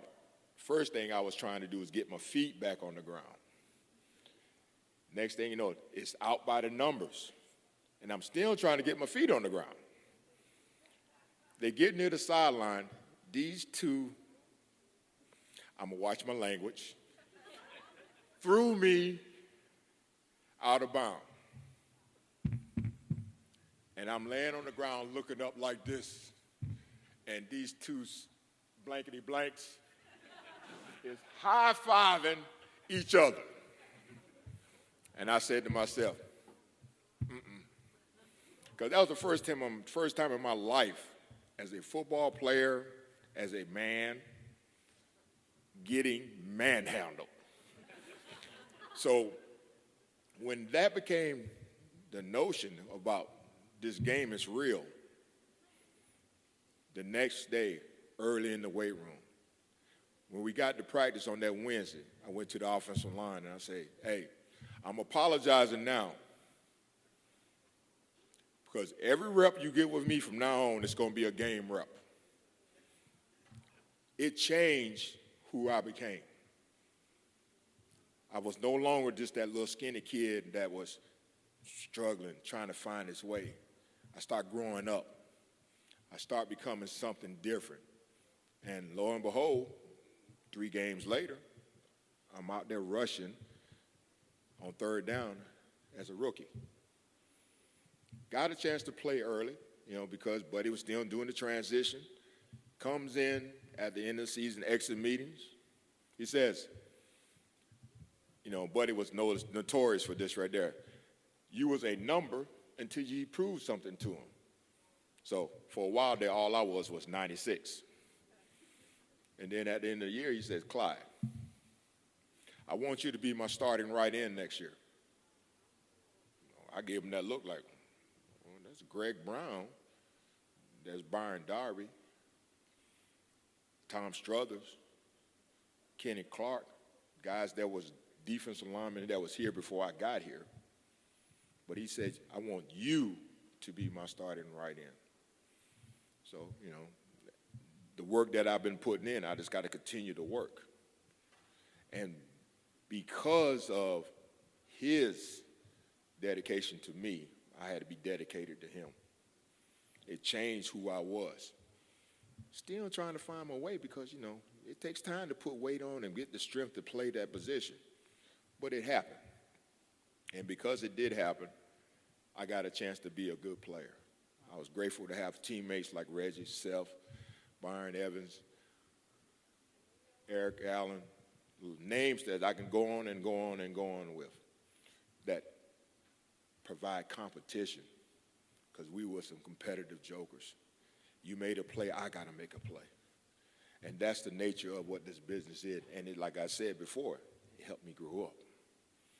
Because I did get a chance to grow up, because I did get a chance to, I was blessed enough to play well enough to get a chance to be in front of y'all. It's a great honor to be a Philadelphia Sports Hall of Famer. Not a football player, but sports. That lets you know that, you got a bigger audience than just football. So many different varieties of sports that's come in here, and I am deeply honored to be an inductee. Thank you for your time.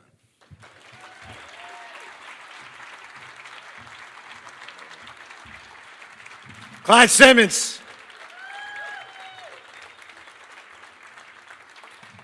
All right, one final induction tonight, and it is a team induction. And this does not happen every year here at the Philadelphia Sports Hall of Fame, so this is always special when it happens, and pretty much always signifies a championship. So let's talk about the 1985 Villanova Wildcats. All right, let me start with these words. April 1st, 1985. They were said earlier tonight. They represent, for anyone who lived through it, April 1st, 1985 represents a lot.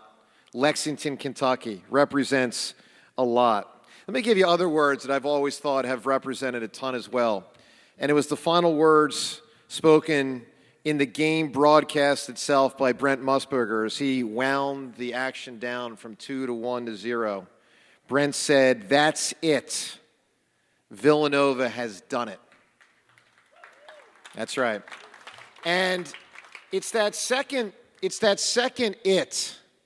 the second it, that has always stood out to me. That's it. Villanova has done it. What had they done? Well, they had pulled off one of the great upsets in the history of American sports. They had knocked off the mighty Georgetown Hoyas. They had beaten a team that was a legitimate through the year, really legitimate number one ranked team in college basketball that year. You know, I've watched that game, and I mean this candidly. I've watched that Villanova-Georgetown game at least 50 times. I had a brother that year who was a freshman at Georgetown. I had another brother who was in the process of applying to Georgetown, rooting for Villanova that night, and then got into Georgetown the day after, all right? Then I had a third brother that went to Villanova, and then I had a sister that went to Georgetown. Very complicated. So I have seen that game, honestly, over 50 times. And I can tell you one of the things that has always stood out to me is that Georgetown played really well. They played really, really well. And Villanova played better. That's what happened. Villanova played even better. You know, I've always considered the quintessential sequence of the game, and this is incredibly debatable. I'm sure there's a lot of different opinions. But to me, what has always, in my opinion, sort of summed up that game was there was a sequence, 3 consecutive plays for Georgetown on the offensive end, 3 straight possessions in which Patrick Ewing jammed it, alley-oop jam, one of which was from half court. And all 3 times, Villanova came right back down and scored. It was unbelievable. The Greeks could have written a lot about it. It was theater. It was majesty. And, you know, it obviously is something where, you know, and I know Harold Jensen's going to be up here in a moment. It was Raleigh. It was Raleigh Massimino leading the charge, right? So tonight we honor, you know, Ed Pickney, Dwayne McClain, Gary McClain, Harold Presley, Dwight Wilbur, Harold Jensen. We honor, you know, Chuck Everson, the whole squad. We honor them for participating in and winning one of the greatest games in the history of American sports. And of course, that was just the end. In many cases, it wasn't just about that month, that tournament, or even that year. In the case of a lot of them, it was a 4-year journey.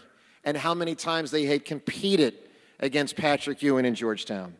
One of the great squads in the history of Philadelphia sports. We congratulate them. It has been 40 years.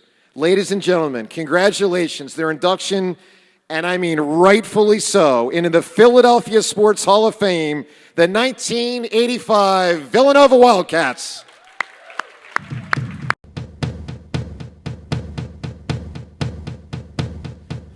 Give me a second, I need to get my story straight. Oh, no one thought we could do it, but I did, and so did they. They played a great basketball game. I'm not even excited. I think it's really hey, it's April Fool's. This really didn't happen. Did Georgetown win? Tonight.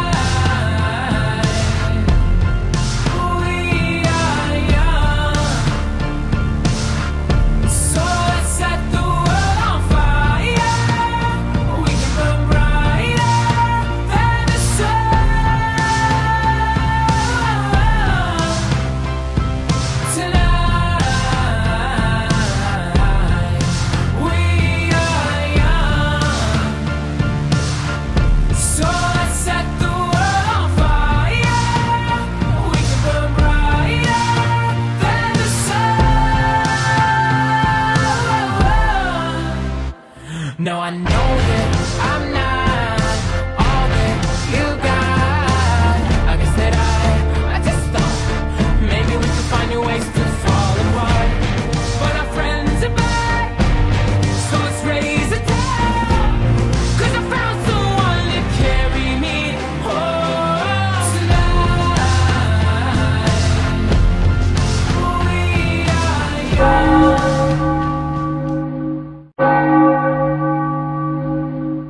From the Big East and the Big Five, 85 national champion.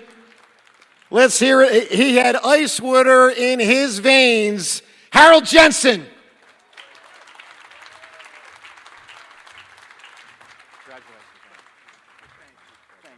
Thank you so much. I have some old school and some new school notes.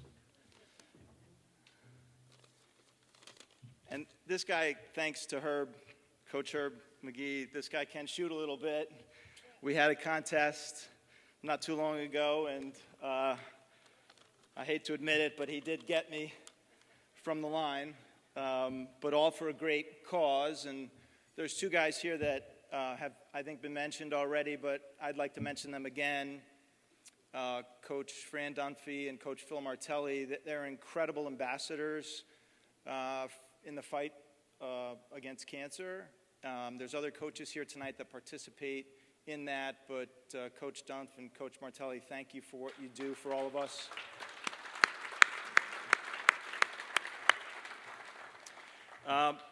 This is an incredible honor for our team, and we greatly appreciate being honored by the Philadelphia Sports Hall of Fame tonight. Congratulations to all of those who are inducted tonight and in the past. Coach Williams, I'm not sure if Gary's still here, but if he is, certainly appreciate your remarks about Coach Massimino earlier. We couldn't agree more. We do believe Coach, who was inducted here a few years back, also belongs in the Naismith Hall of Fame as well, and we hope that does happen one day. I want to acknowledge some folks that are here tonight, fellow teammates Mark Plansky, Steve Pannone, and R.C. Massimino, coaches Marty Marbach and Mitch Bonaguro, managers John Lindblad and Neil McShay, and members of the Villanova community. Mentioned earlier, Coach Wright, who was an incredible ambassador to the university for a long time, brought 2 national championships to the school, and created an impressive and incredible positive environment around the university to this day. Coach Willard, welcome and wish you the very best. Eric Rodel, our athletic director, Baker Dunleavy, Brian Beecham, and Father Rob Hagan are here, and Mike Sheridan, all part of the athletic administrative staff. Greatly appreciate you being here tonight to support us. Our school is about community and togetherness and grounded and in faith, and it took that to believe that we could accomplish what we did that night on April 1st. Coach Mass taught all of us life lessons each day. Every day before practice, we would spend a few minutes. It might be 2 minutes, it might be 5 minutes, and maybe sometimes even 10 or 15 minutes, but he would share a life lesson with us. And we would sit as 18, 19, 20-year-olds, 21, 22 maybe, and wonder, try and take it in. But now when you look back on it, some 40 years later, you knew what he was after. He was teaching us. He was helping us become men, grow up, and be prepared. And on April 1st, 1985, and I'll add briefly that this is an intimidating room, right? Like, to hear Joe go around the room, who's here, this guy here, Coach Vermeil, you know, like, it's an incredible, incredible room. It's overwhelming. And we could not afford that night to be overwhelmed, right? We had to avoid that fear that other teams had when they faced Georgetown. And it came through teaching from Coach Mass. It came through preparation. It came from a team that was dedicated to each other and who embraced, from those teachings, who embraced their role. And I guess, so to speak, stayed in our lanes, in a way, that night, knowing what each of us had to do to ultimately achieve winning a national championship. Coach Mass sat with me personally my freshman and sophomore year as I struggled. I wanted to contribute. I wanted to be a part of the team. I wanted to do something positive, and it was really hard my first couple of years. And Coach Mass would sit with me once a week, a few times a month, and just talk about what was going on in my life, talk about challenges and how to overcome them.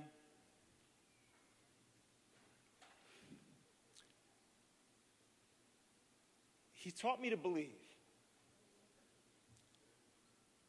He taught me to believe in myself.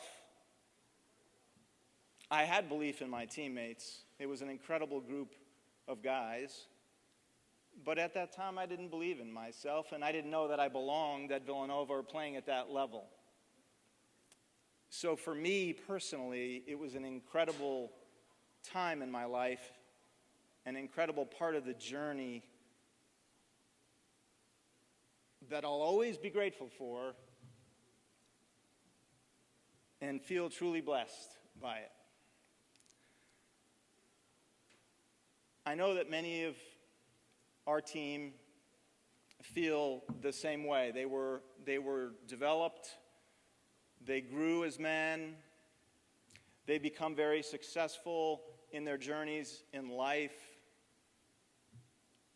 Harold Presley went on to found homes for abused children. Brian Harrington has a foundation to help those with terminal illness. We have coaches. We have great parents, business people. And we stay together and communicate every day about all the good there is in life, and sometimes, unfortunately, the not so good. We have two former players who are fighting cancer now, Pat Enright and Connolly Brown. We pray for them every day. We communicate with them every day. We thank folks like Coach Dunphy and Coach Martelli who helped that cause, and all of you that participate in that too. Most of all, I'm grateful for my teammates. We're together as often as we possibly can, and it's special events like this that make that happen. So again, thank you. Thanks, Joe. Thank you to the Hall of Fame for including us, bringing us into this family. It is an incredible honor, incredibly humbling, and we're all so grateful to be a part of it. Thank you so much. Thank you, buddy. Thanks. Thanks, Mike. Thank you. Great job. Thank you. For sure. Thanks. See you soon. For sure. Harold Jensen and the 1985 Villanova Wildcats. And I was just thinking there, because two final things I want to say. One is that for those that bid, obviously go to the back right section of the room and check to see if you got the winning bid. And obviously, if you did, talk to the crew back there about redeeming your item. The other thing I want to say, I was just thinking as Harold was talking, who has not gotten into this Hall of Fame yet? Doug Peterson, Andy Reid, Howie Roseman, LaShawn McCoy, Deshaun Jackson, Jason Kelsey, Brandon Graham. That's just one team, and that's only a small section of one team, right? Claude Giroux, I could go on and on. Bottom line is, we're very proud to stand here before you tonight, 22nd Annual Philadelphia Sports Hall of Fame, and we know we will be here many, many, many, many, many years to come, and we hope you join us next year and beyond. Ladies and gentlemen, have a wonderful evening. Thanks for being here. Congratulations to all the honorees, and we'll talk to you next year, and go Birds! What if I told you that Eagles fans put the entire NFL on the naughty list? We talking about practice.